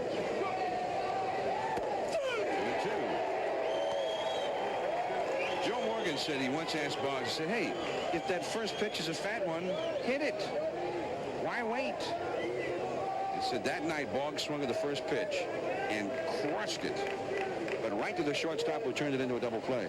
Line right to the, and Boggs wouldn't do it after that. Morgan says he thinks he's almost superstitious about that first pitch. Got a tough curveball there from Gordon, who throws him out. First time they've gotten him tonight. The last time up, he threw him a curveball, was out over the plate, down and away, and he lined it to left center field. This curveball is right in this area where I showed you want to pitch him anyway. Just stay in tight on him and make him handle the pitch. This is a breaking ball right in tight. He has to pull the ball or try to, and he pulls it right back to the pitcher. 2 down, and here's Jody Reed. Yeah, a couple of times. There's the old left-hander. He'll be out there throwing strikes for the Royals sometime in the next century. Not many years left in this century when you think about it. Gordon changed his motion on that pitch. I don't know exactly what he was trying to do. He slowed down his motion as if to throw a slow curve, and he hung the curveball. There it is again. He's taking a little bit off. That's the way he does it, but he's slowing his motion down. You mean the hitter should, the hitter should be able to see that very easily. I mean, if I can see it from here, surely they can see it from there, right? See the difference? That one, he was his normal speed on the curveball. That was a hard curve. 1-2 the count to Jody Reed. Oh, of course I see it, but what about Jody Reed? Hey, I spent my entire life trying to get an edge. When I was in the batter's box or sitting on the bench, I watched pitchers to try to find little things that would tell you exactly what they're going to do in certain situations. And when they slow their motion down, that means they're slowing their arm speed down, which means the pitch is going to come slower. Arm speed is the most important thing that a pitcher has. If he's throwing a changeup and to be effective, it has to be good arm speed with the changeup. And he fought off that curveball. 1-2. How'd he look on that one? Well, that was a normal curveball. When he slows his motion, it's very obvious. This is just a regular curveball. Watch how he pulls it through. And he pulls right down through it. The other one, he kind of slowed his arm and he released the ball a little sooner. And he didn't quite get on top of it. 1-2 to Reed, who is 2 for 3 tonight. Fastball. Ooh, a close one. 2-2. No such thing as a close pitch, John. It's either a ball or it's a strike. It's either over the plate in the strike zone or it's off. You can't call a close pitch. If umpires call close pitches, then we'd have a problem. Who are you, Durwood Merrill? Here's a high pop-up. And Shumpert takes it. We'll be back with more on umpiring. Leadoff man Jim Eisenreich fouls one off to the left, and we're underway here in the last of the 6th. The Royals scuffling, scratching, and clawing, as they say in baseball. Without Brett, without Seitzer, without Bo. Well, that was a given. He's been out of here since before the season started. Now with the White Sox. 1 strike count, and that's a ball high. 1 ball, 1 strike. Eisenreich 1 for 2. He has scored Kansas City's only run. I think it's imperative when you have young players that you're inserting into the lineup, replacing veteran players, that you have other veteran players who can carry your team for a while, take some of the pressure off of the younger players. I'm talking about Schumpert and Brian McRae. If you have guys, a healthy George Brett in the past, or Bo Jackson, Kirk Gibson, these guys can carry the team for, 5-6 days at a time. Takes a lot of pressure off of those guys. Base hit for Eisenreich, his second hit of the game. Only the 4th hit for the Royals against Kiecker. The Boston bullpen is busy. Kiecker has not pitched more than 5 innings in a game since last year. And the time he pitched 5 innings, that was back during the spring down in Florida.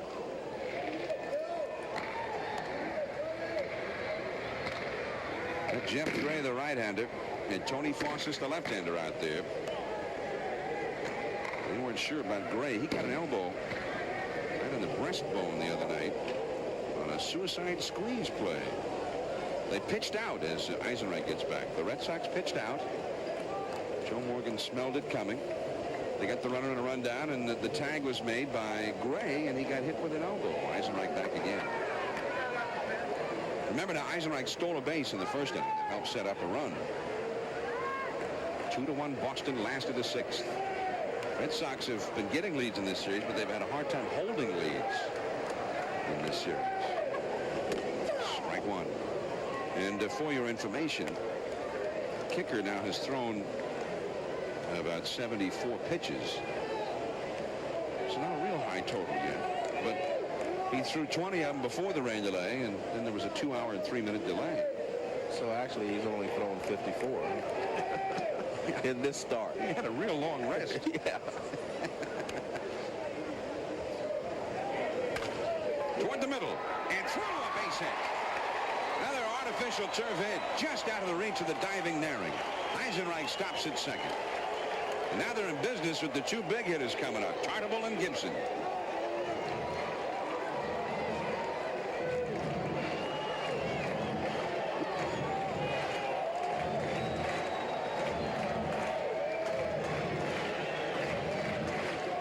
Naring dives for this, and watch, the ball goes right under his glove. If he would have started his dive a little sooner, I think he could have come up with it. He gets very close. Now watch, the ball goes under his glove. He does not get a chance right under it. He does not get the glove there in time. It's easy to say from here, but if he would have started his dive just a little sooner, he would have made the play. But the artificial turf just speeds the ball up so that you cannot get to it in time. Oh, if you didn't have the flu, you wouldn't have said that about it. Well, here's Tartable. Strike and slider. Tartable delivered the Royals' only run of the game back in the first inning with a long double to right center. Helped by the wind a little bit.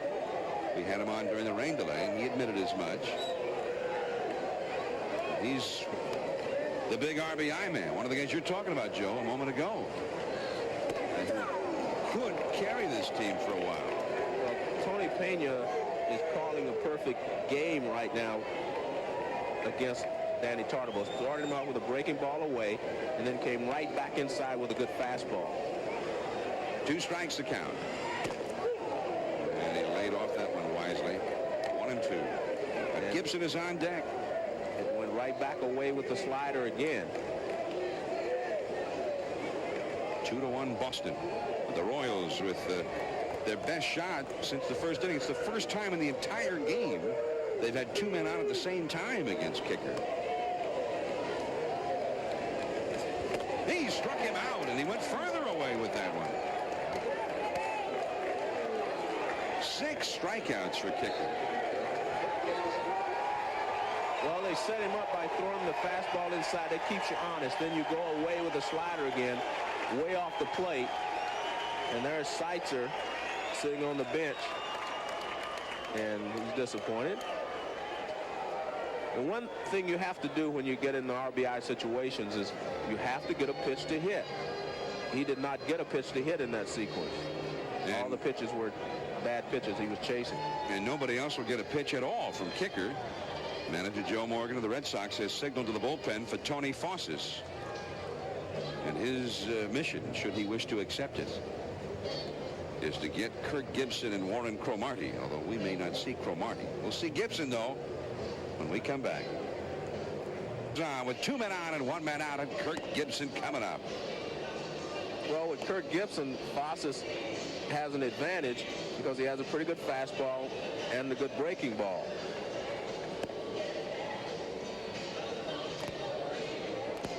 So what he will try to do is stay in tight with Gibson with the fastball. This is where he will throw the fastball.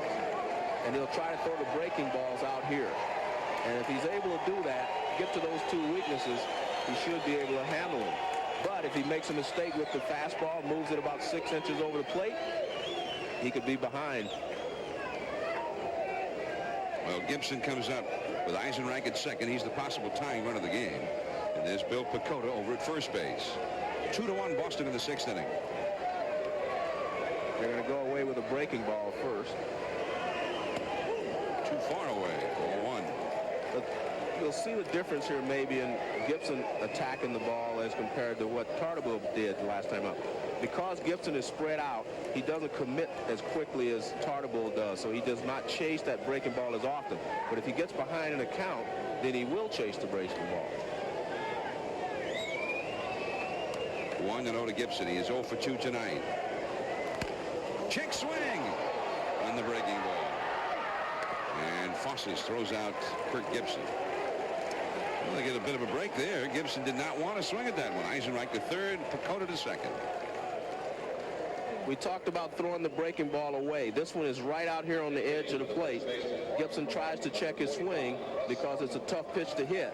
See, he tries to check his swing and unsuccessfully. Because he knew he couldn't handle a pitch. The pitch was probably a strike, but he knew he couldn't do much with it.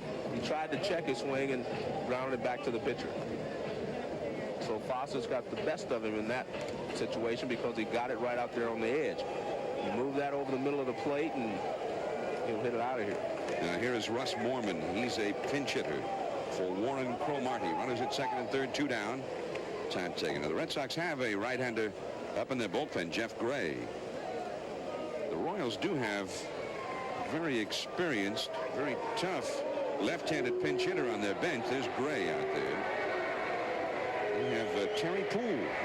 Guy's been around a long, long time. Many years with Houston. We just picked him up here recently. Moorman hitting .286 in the little time that he has played.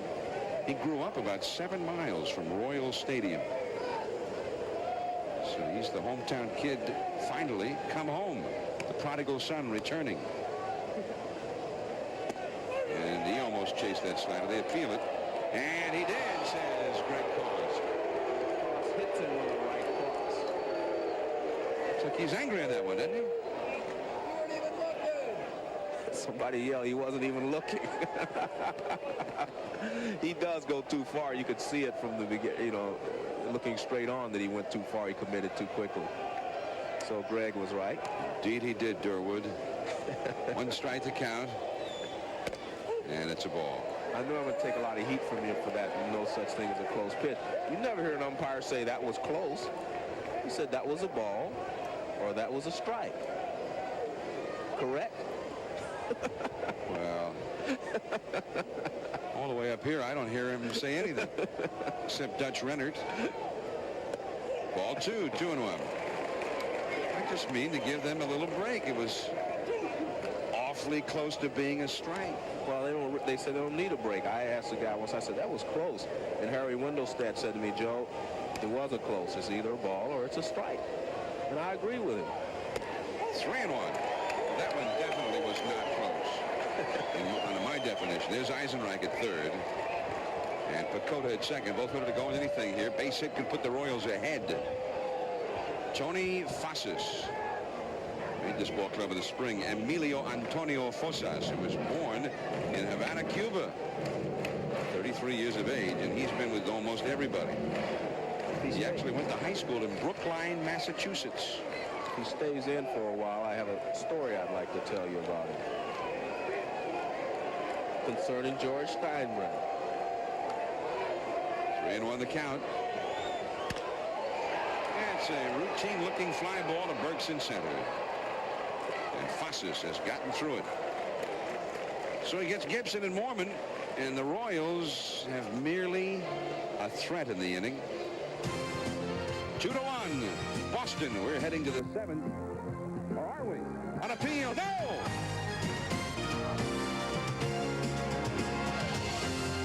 ESPN Sunday Night Baseball is brought to you by Franklin, the official batting glove of Major League Baseball, and by the Century 21 system. Just tell us what you want. It's as good as done. It's 2-1 Boston in the 7th inning, and the fountains are in full flower here in the springtime in Kansas City. Joe, give us some insight here, would you? This looks like George Foreman swinging at Holyfield the other day. And he's talking, of course, about... Here's Greg Koff as he punched out the hitter. He's looks like George Foreman right there, chasing Evander Holyfield. Didn't hit him. Yeah, Holyfield, nice movement. Moved out of the way. Kosk, I think he wants to get one of those $6 million purses. Here is Mike Greenwell against Flash Gordon. Strike one. Greenwell's driven in 2 runs tonight. And he is 2 for 3. Mormon is now at first base. That's Russ. And it's 2 strikes to count. Not advocating any religious denomination or anything. It's Russ Mormon now at first base. I got you. Jack Clark on. There's Russ. Great big guy. Wears the same number that Steve Balboni used to wear when he played here. Bye-bye, Balboni. And I don't, he's not playing anywhere now, is he? He's not in the big leagues. The Yankees released him. Clark and Burks to follow. This is the big part of the Boston batting order. The numbers 3, 4, and 5 hitters. Boston ahead 2-1. Up the middle, and that's 3 hits for Greenwell. Uh-oh. The slippery going, and Greenwell's going to get 3. It looked like a routine single, but the center fielder McRae started hydroplaning out there. The toughest thing to do is play the outfield on wet AstroTurf. The ball hits and it skids, and there's nothing you can do about it.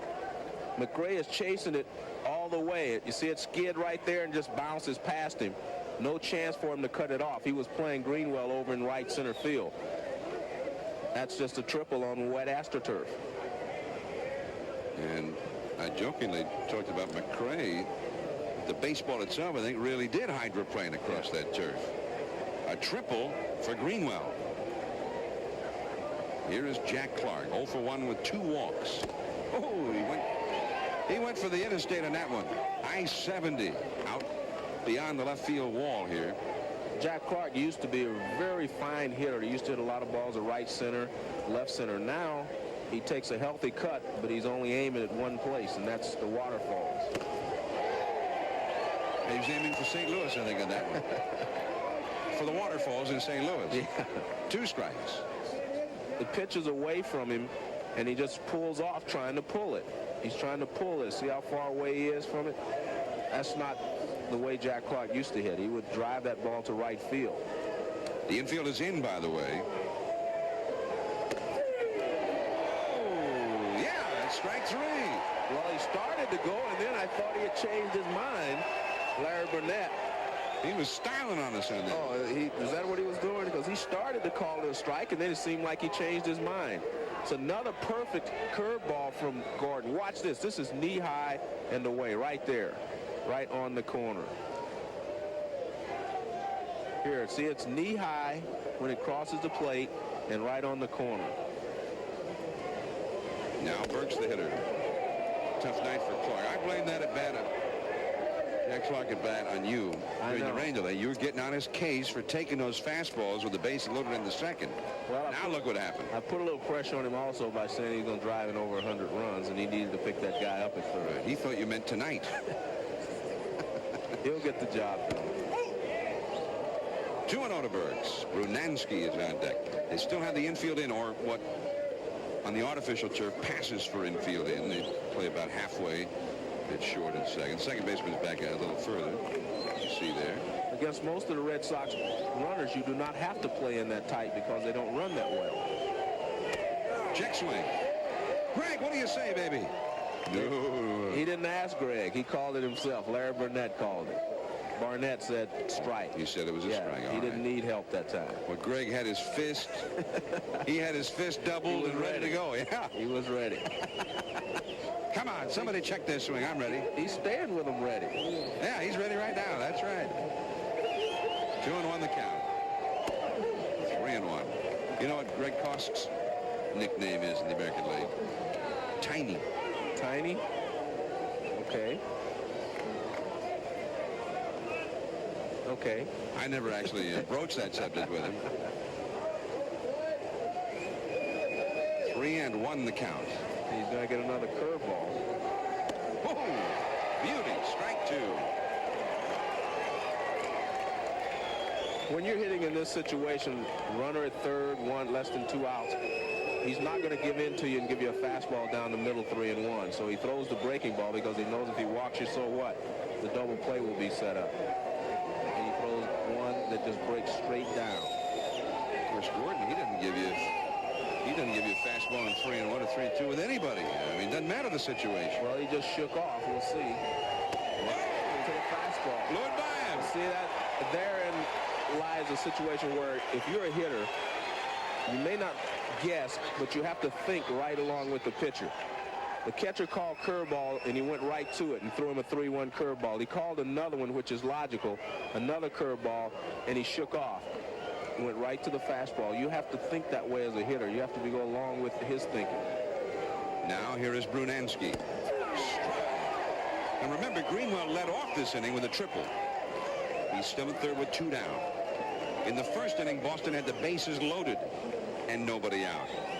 And they did not score. There's Greenwell. Strike 2, a fastball on the inside. And Brunansky didn't seem to like the call.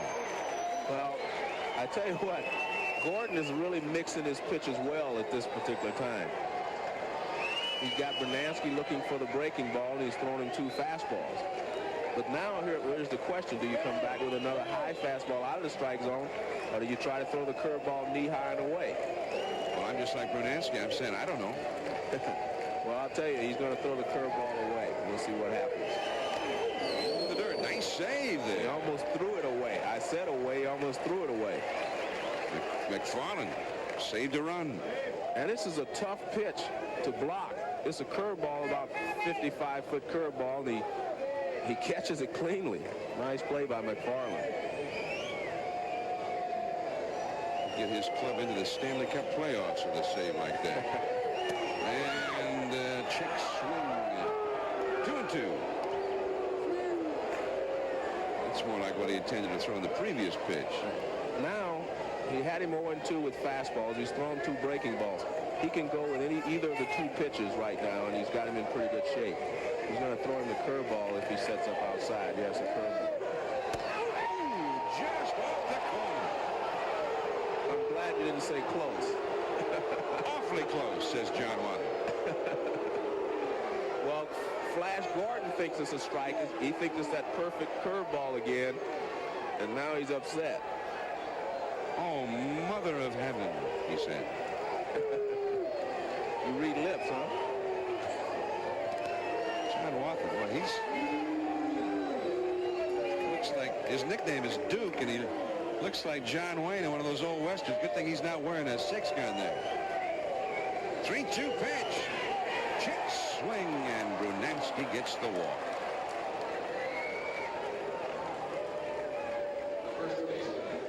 So that will bring up Mike Marshall.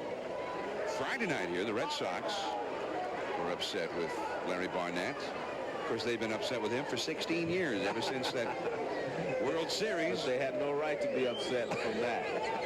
Barnett made the correct call. Says you. Says everyone that really was looking at it objectively. Here's Marshall. Check swing right back to Gordon. And that is the inning. Leadoff triple, and they do not score. 2-1 Boston.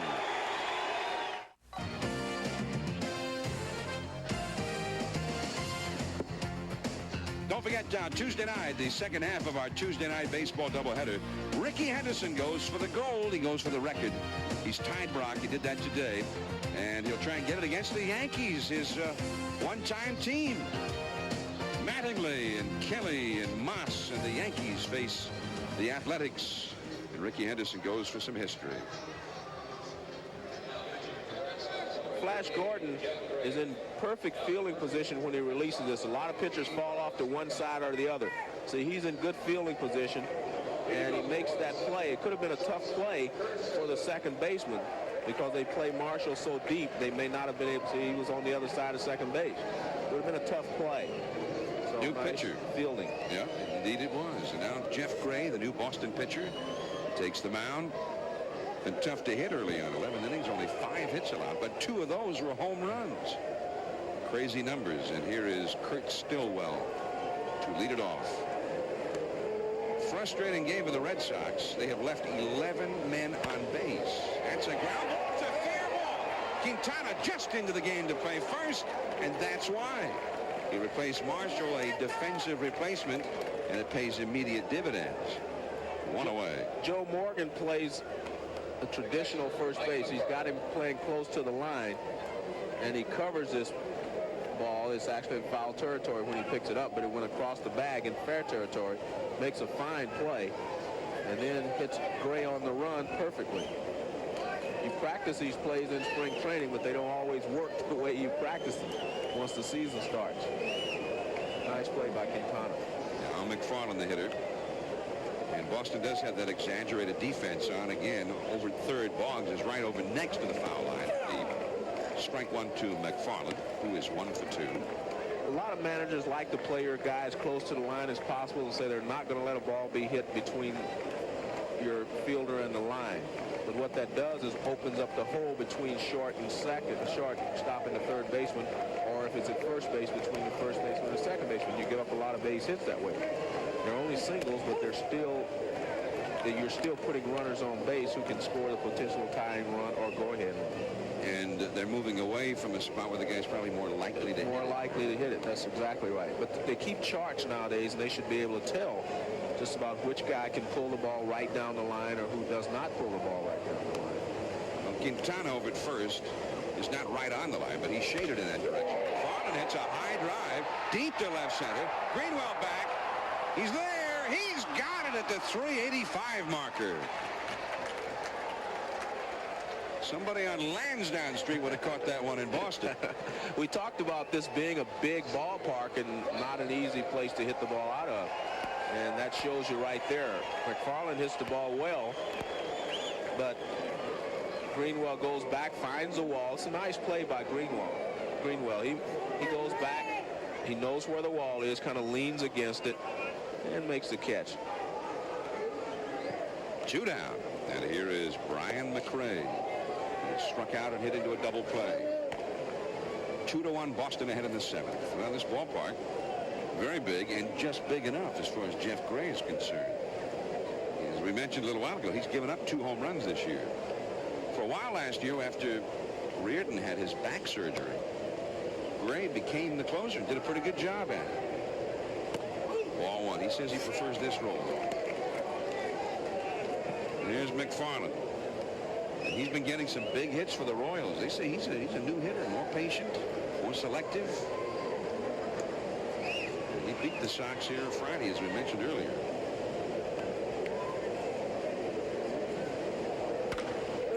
In the right field, Brunansky in a hurry. And he's got it. So, we're heading to the 8th inning now. 2-1 Boston.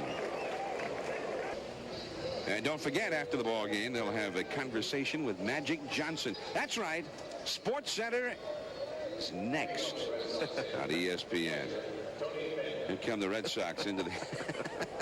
Did we pay that guy to do that? I hope so. I hope he didn't do it for free. Now look at the first 3 hitters in the Boston order tonight. Are they setting the table or what? Boggs 3 for 4. Reed 2 for 4. Greenwell 3 for 4. And the rest of the lineup 0 for 18. Talk about not taking advantage.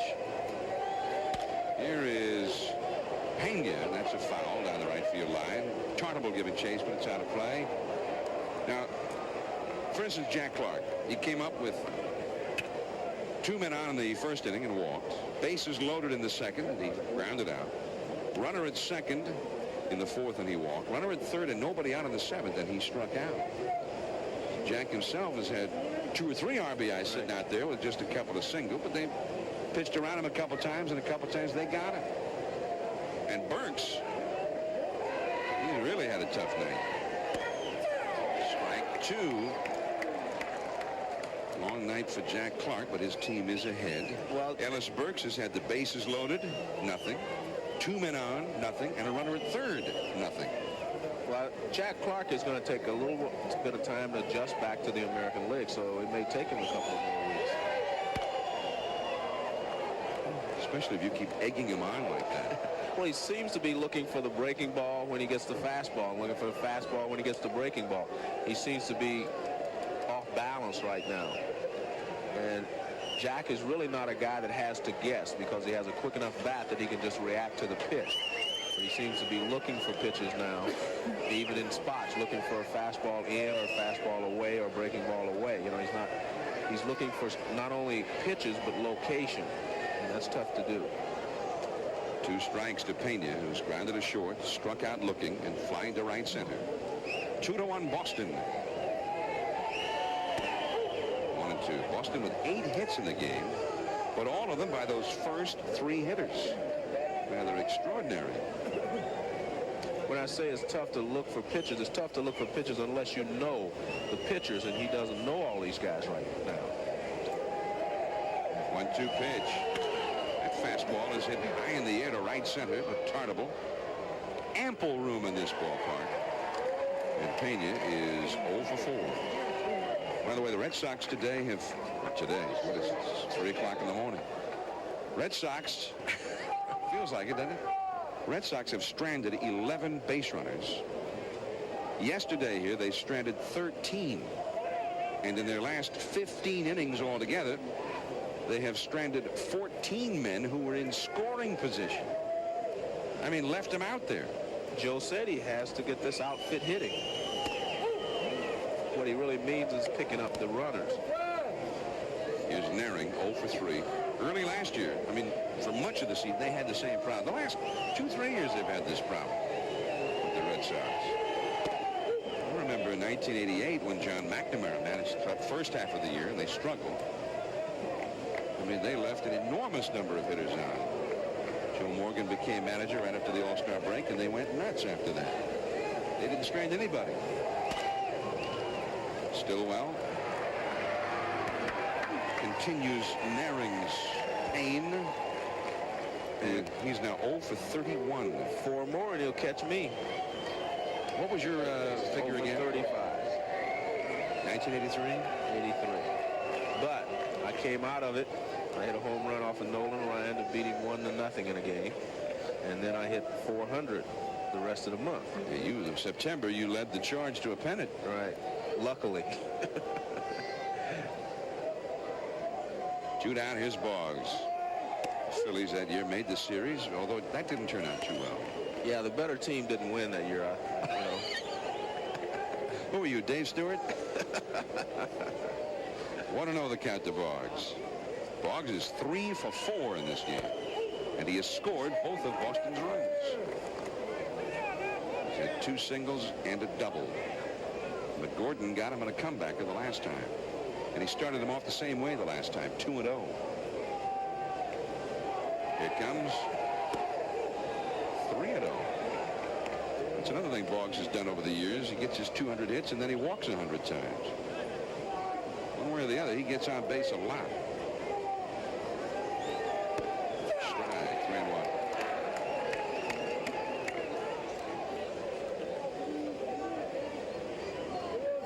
2 runs, 8 hits for Boston. 1 run, 5 hits, and 1 error for Kansas City.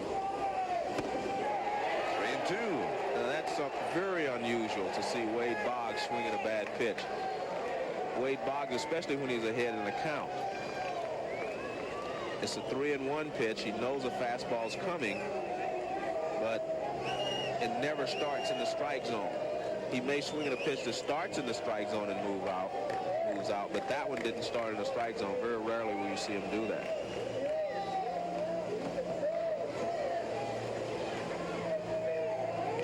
early on. The 3-2 pitch. Curveball up the middle. Off the glove of Shumpert.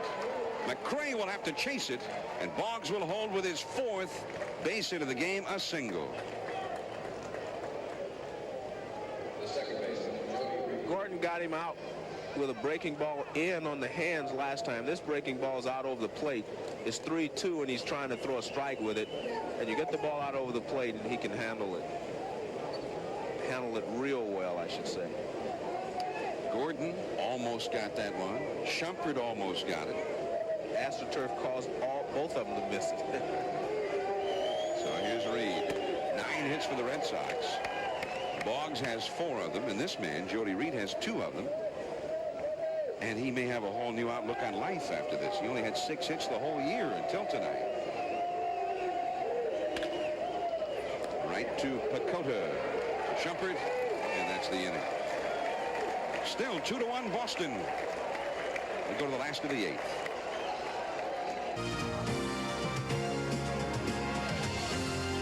ESPN Sunday Night Baseball is brought to you by Dollar Rent-A-Car. Right on the airport, right on the money. By 3M, worldwide sponsor of the 1992 Olympic Games. And by Bud Dry. Why ask why? Try Bud Dry for refreshment that's beyond question. And you're looking at Country Club Plaza, the J.C. Nichols Fountain. And it's one of the very beautiful area here in Kansas City. And there's Royal Stadium, another very beautiful monument to this city in Missouri. 2-1. Boston leading the Royals on Sunday Night Baseball. Now coming up next will be our middle of the night edition of Sports Center. We'll have all the NBA and NHL playoff action, auto racing, and a conversation with Magic Johnson. I had a conversation with Magic last year at the golf tournament, Michael Jordan's golf tournament. Did you tape it? No, he's a baseball fan. He loves baseball. You taped it, we put it on. Larry Bird was there. He loves baseball. He says he watches us on Sunday night. And he also said that he used to be a baseball player, Larry Bird. In college, I mean. Larry Bird, would have been a good one. Brunansky, a long run. And he retires Shumpert on 1 pitch from Jeff Gray. 1 away. And that will bring up Jim Eisenreich. Bullpen activity with the Red Sox. We're late in a tight game. And the bullpen is busy. There's Jeff Reardon. He's the closer. Just who you would expect to be up this time of the game like this. Eisenreich, the hitter, he is 2 for 3 and has scored the Royals' only run. And that he scored that run like more than 4 hours ago. Same game, though. Hitting .322 now for the year. Gray, the third Boston pitcher. Up the middle, 3 hits for Eisenreich. Well, he keeps getting on.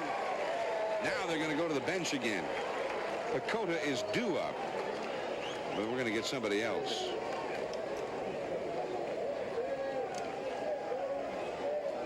Eisenreich, like a lot of leadoff hitters, job is to get on base. He just slaps this back through the middle. Not much power in that swing. Really just kind of uses his hands and drives the ball back through the middle. There is Terry Poole, who is a veteran, native Canadian from Melville, Saskatchewan, Canada, 34 years of age. And Poole has been an outstanding pinch hitter for a long, long time. He's a very good player. He's had a lot of injuries the last few years, but very good player for the Houston Astros. He was a teammate of mine in 1980. And he's a very fine player. He could run, he could hit, play well defensively. He's a really pretty complete player. At 300 or right thereabout almost every year, year after year. Yeah, good player. And here comes Bill Fisher now out of the Boston dugout, the pitching coach. Poole had some shoulder problems last year that kept him on the disabled list for a long period of time. Nonetheless, he hit .400 as a pinch hitter in the National League last year, 8 for 20. And had 8 pinch hit RBIs last year. 14 years, in fact, a little bit more than that, in the big leagues, all with Houston.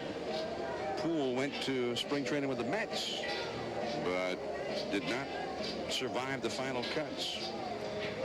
Here's Reardon out in the bullpen. He's ready. Bill Fisher went to the mound because this may be the first time that Kiecker has ever seen Poole. You know, we don't know if he's seen him in spring training or not. So he wants to make sure, he wants to make sure that he knows how to pitch him and not make a mistake where Terry can really hurt him and drive the ball out of the ballpark. So here he is, Poole, a lifetime .281 hitter.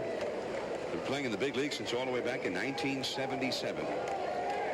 Kansas City bullpen is getting busy now, by the way. One out. Eisenreich at first. Strike one on the foul ball. On deck is Danny Tartabull. And then Gibson after him. There's Jeff Montgomery. He's the Royals closer. 2-1 Boston in the 8th. It was about this time Friday night down to the Red Sox at the Royals staged their final comeback and won the ball game. Well, Terry Poole will take advantage of the hole between first and second if they give him another fastball inside. He's a smart hitter, and he will try to take advantage of that hole over there. One strike to count. Strike two. Now he will go straight away. But before that, he would try to pull the ball between first and second because there's a big hole over there with Quintana holding Eisenreich at first base. But with 2 strikes, Terry will hit the ball straight away, or left field. He will go where the pitch is thrown. One out, one on. Daring and Reed double play depth, and Eisenreich back to the bag. Quintana over there with him. And they were setting up way inside. So they were either going to waste a pitch inside or try to get him out with a fastball that tails back to the inside corner. See if he changes. Yeah, he's changed now. He struck him out.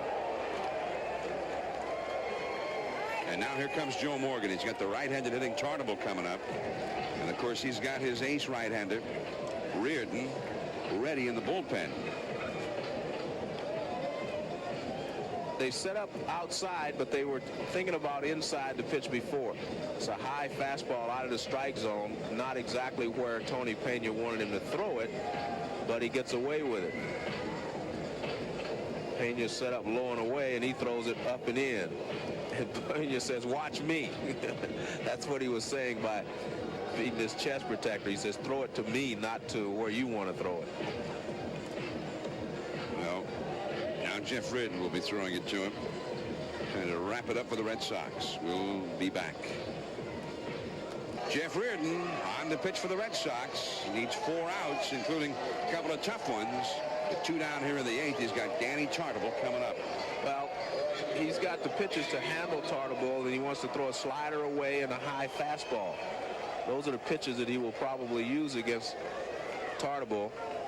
And Reardon is amazing because he came back from back surgery last year to pitch, and I mean, he's just been a very fine reliever all his career. There's that breaking ball for a strike.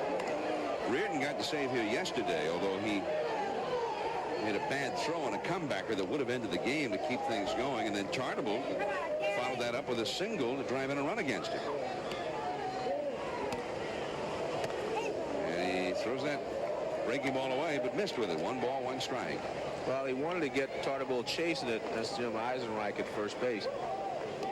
Tartabull had been chasing the slider away off of Kiecker, so he wants to give him an opportunity to chase it off of him.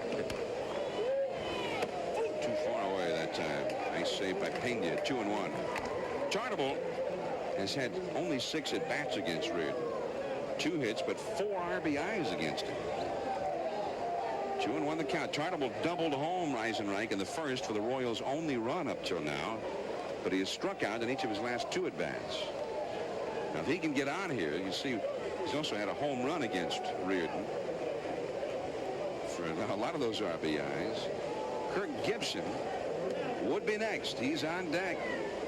When Reardon throws the fastball, which he may do here, he will try to throw it up and in. It's another breaking ball. 3-1. Now he has to come with the fastball. This is a situation where if you're the hitter, you look dead red. You look for nothing but a fastball and try to do something with it. If he throws something else, you take it. Throw the fastball, but out of the strike zone. Now, the possible tying run moves into scoring position. And Tarnable, the possible lead run, is also on base. And here is Kirk Gibson. He's been the hot home run hitter of the week in the majors. Yesterday, he came up in a spot much like this in the 9th inning. And he struck out on a breaking ball from Reardon. So if you're a hitter, this is what you look for. You went to sleep last night thinking, if I could get another shot at him in that situation, I'd love it. So now he has that opportunity. I remember last year, Joe, in a tight ball game, you mentioned about Reardon. If you're patient up there, right, in every bat, you should get one pitch to hit. You will get a pitch, but you have to be patient. Fastball, and he found it. He got it right there. It was a fastball right in the middle of the plate. Reardon will come after you when he has to, but if you don't make him come after you, he will not. He will get you chasing pitches, and he tried to get Tarnable to chase the sliders, and then he tried to get him to chase the fastball. So he didn't want to fall behind Gibson, so he came right at him, thinking that he got Gibson on a curveball yesterday. Gibson would be looking for it. That curve misses. 1 ball, 1 strike. Now, they don't need everything here from Gibson. Just the base hit will do it. So that makes it a little different situation than it was yesterday. Yesterday, he needed an extra base hit. Today, he just needs a base hit.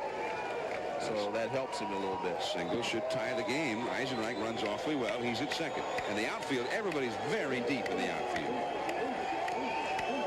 1-1, the pitch. 2-1. You get a look at that outfield.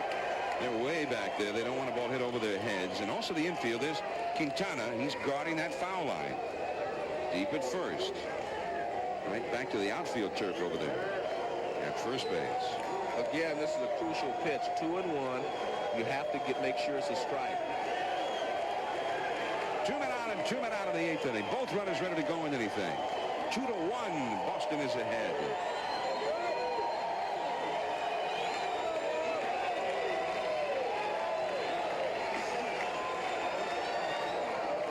A couple of fierce competitors here. Popped him up. But is it playable? I don't think so. Again, Gibson a little late in the late on the fastball. He has been convinced in his mind. He's convinced that Reardon wants to get him out with a breaking ball. So he's been just a little tardy on the 2 fastballs. And they were pretty good pitches to hit. If you're caught in between, you're going to be in trouble.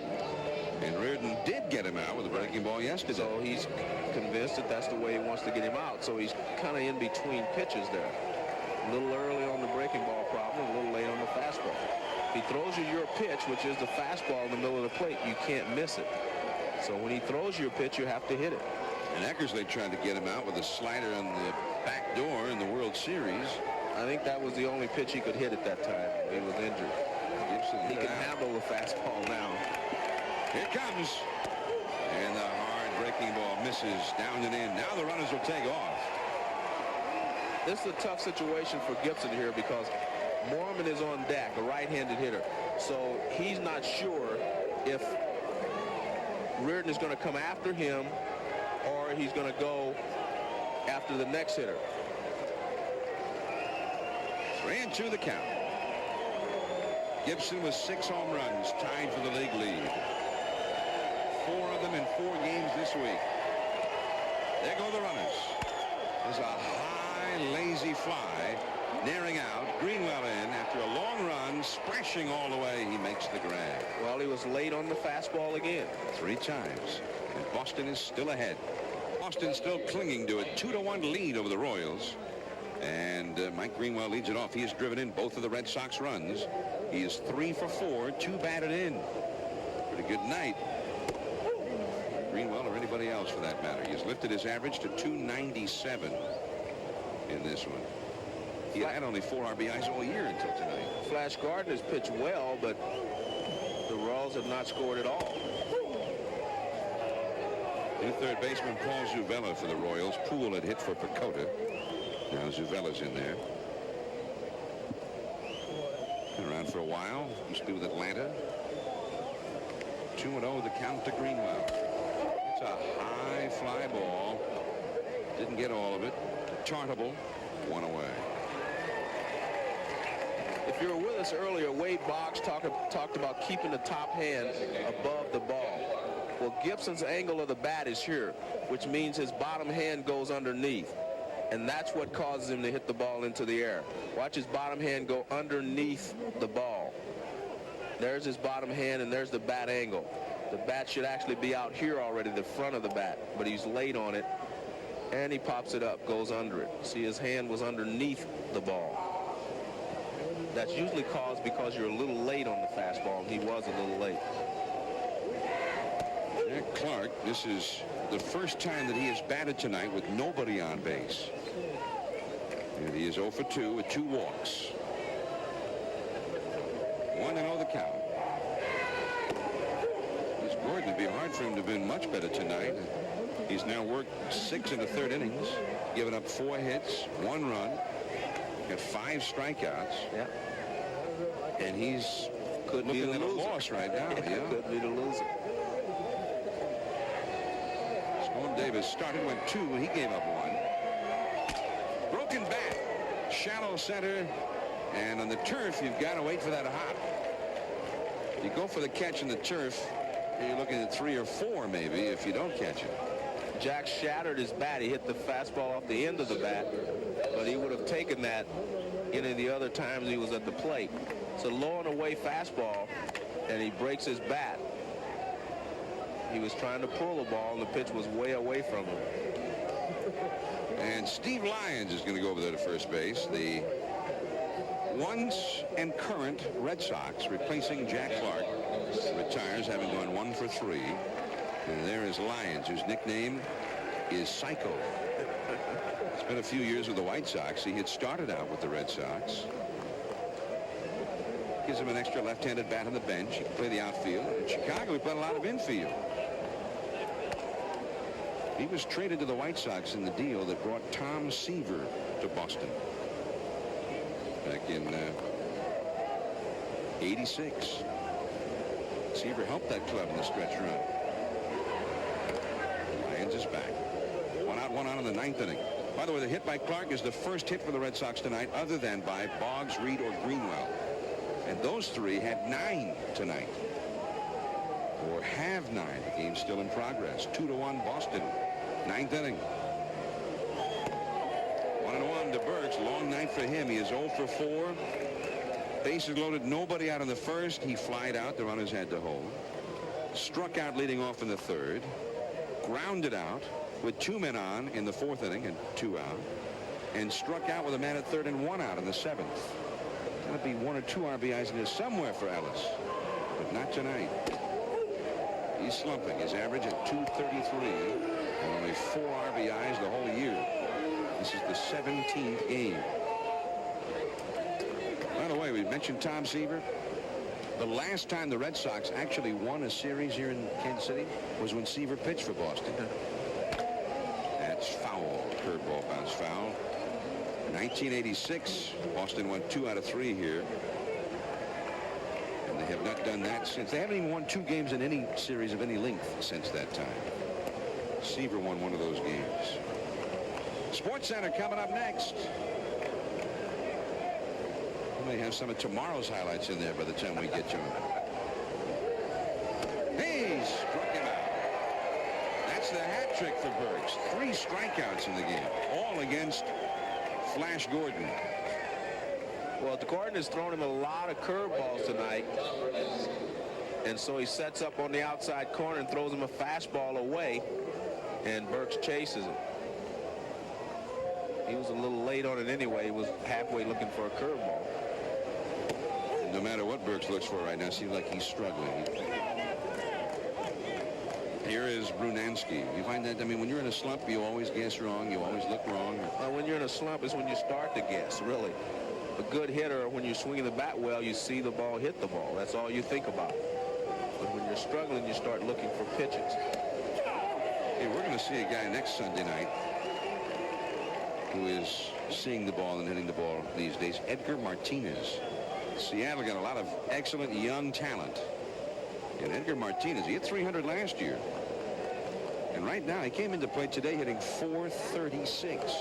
You think of that team, you think of the young pitchers and Ken Griffey Jr., but Edgar Martinez, this guy is doing some amazing things. They think he could be a batting champion, if not this year, sometime. It'll be tough for a guy to lead the American League in hitting if he's right-handed at this stage. Most of your dominant pitchers in the American League are right-handed.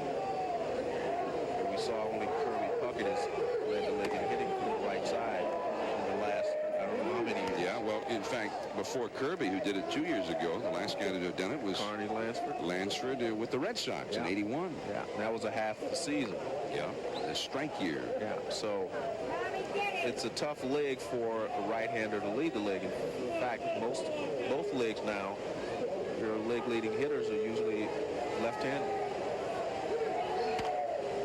or switch hitters. Which doesn't mean that we're biased or anything. It's just that's a fact. That's a fact, Jack. Well, Edgar Martinez, just checking, he came into play today hitting .436. He's also second in the league in walks with 18. His on-base average is almost 600. Playing an excellent third base. He had problems there last year. Putting it all together. Unfortunately for the Mariners, they're back in a losing streak. They lost their 5th in a row today. After an 8-game winning streak, which was after a 6-game losing streak. Strike 3. Well, 7 outstanding innings for Gordon. He gives up 1 run. He strikes out 7, but he's trailing. Sports Center right after the ball game. Although don't count on that being anytime soon, because we might go extra innings here.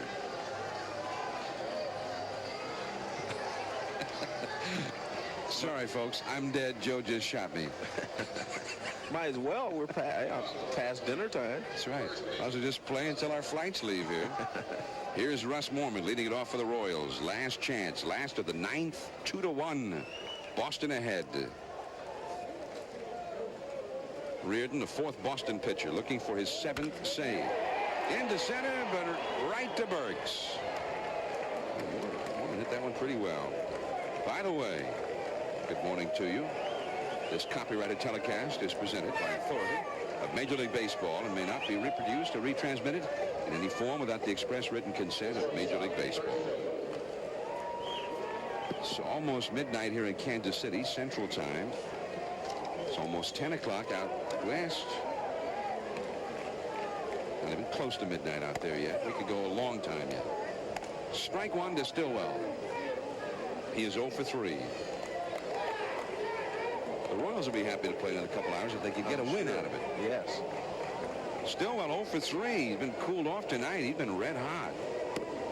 The curve is a little bit low. 1 ball, 1 strike. Getting into those baseball phrases now, Joe. You notice that? Yeah, I was noticing that. Cooled off, but he's been red hot. Might get a little cheese here. He did, but right in his kitchen, but he fought it off. 1-2 the count. Now, don't forget, Tuesday, all kinds of baseball. The Pirates and Reds, followed by the Yankees and the Athletics. And Ricky Henderson, stole number 938 today, trying to break Lou Brock's standard. You'll see it right here on ESPN. Tuesday night baseball. Stillwell hits that one foul. 1-2. Now, we'll be with you again next Sunday night indoors at the Kingdome in Seattle, and we'll see those Yankees against the Mariners with Steve Sachs, Roberto Kelly, Don Mattingly, Kevin Moss, and pretty good young team they're starting to put together there in New York. Pitching still quite a question mark. And the Mariners with some excellent young talent, pitching and otherwise. And Martinez, Edgar, and Ken Griffey Jr. and his dad and senior. The Mariners 2-2 the count here to Stillwell. McFarland is on deck. Royals just don't have much punch in that lineup. They lose Bo Jackson. He's injured. They release him. He's gone. And even if they had released him, he wouldn't be here. Right. Brett's out with an injury. Seitzer, who gets on base for guys like that a lot, he's out. And there is the only power they have, Kirk Gibson. And Danny Tartabull can hit the ball out of the ballpark, but hasn't yet. Yeah, they're lacking some power. this week, in fact, this weekend, showing really that if Gibson's not doing it right now, it's not getting done.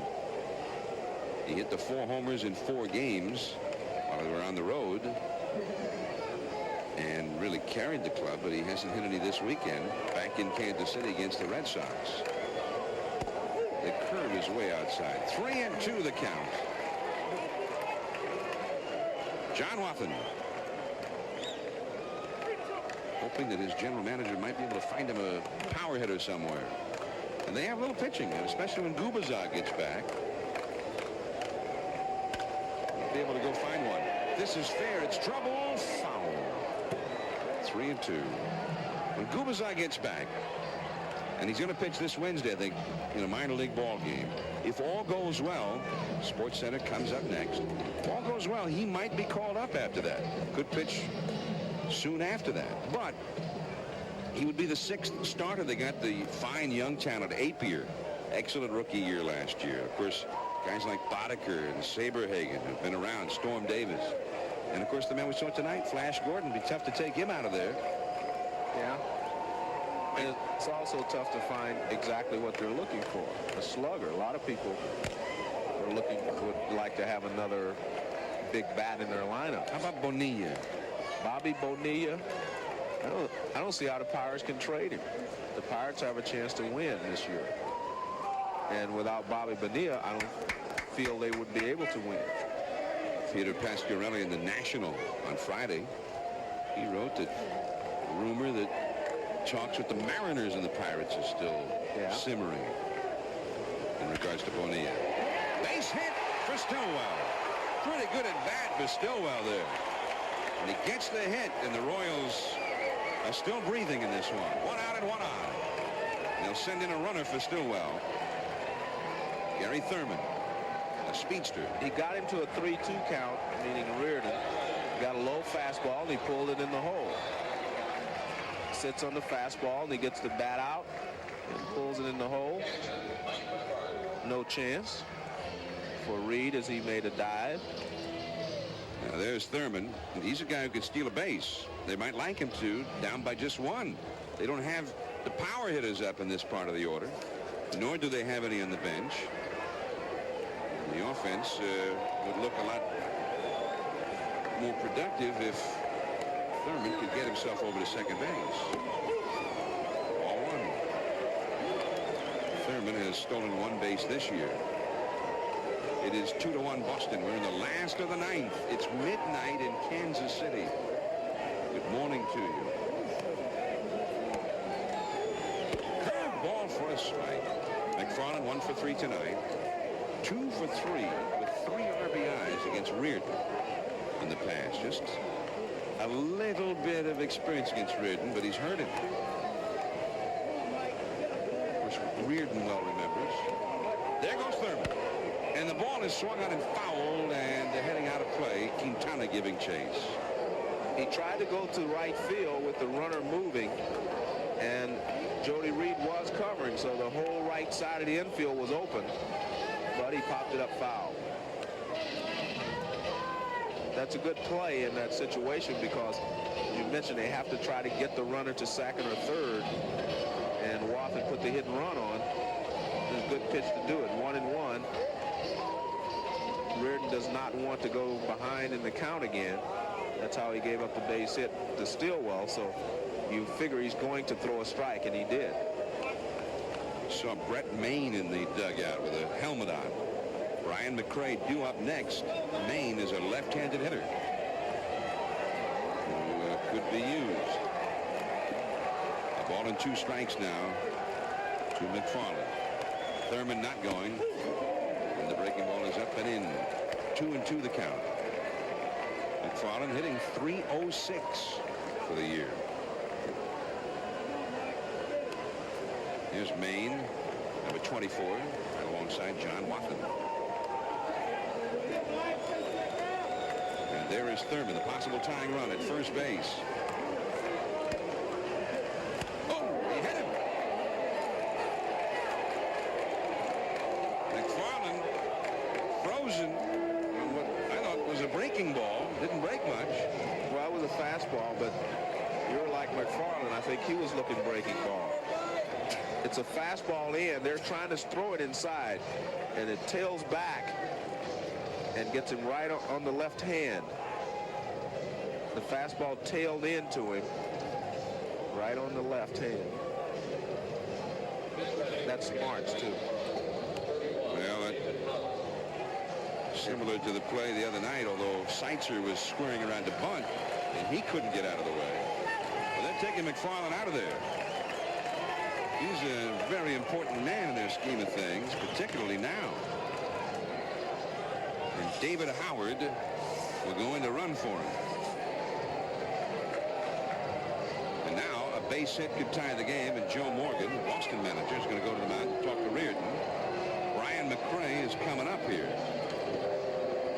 A switch hitter who will bat left-handed.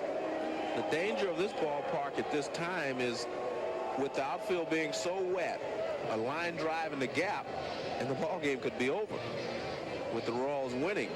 If you get anything in the gap or a line drive out there, it's going to hit the wet turf and possibly skid through to the wall, and everyone would be able to score.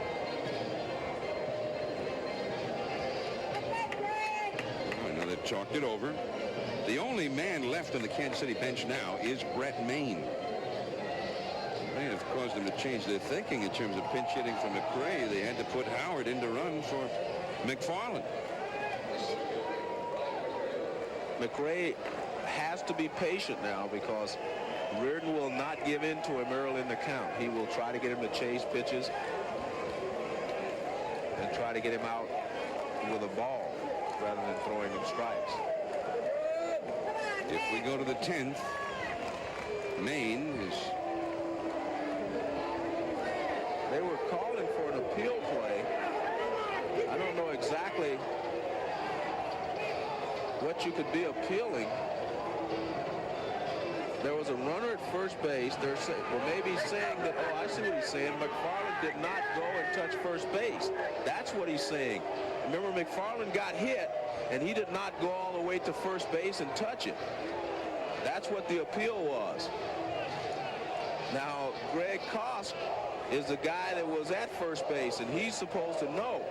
Remember, the trainer intercepted McFarland before he got to first base, and then he went off, and that's what Joe Morgan is saying. And all the umpires, none of them are agreeing with him, but that's what he's arguing about. Well, Morgan is a guy, Joe, you always find a copy of the rule book on his desk.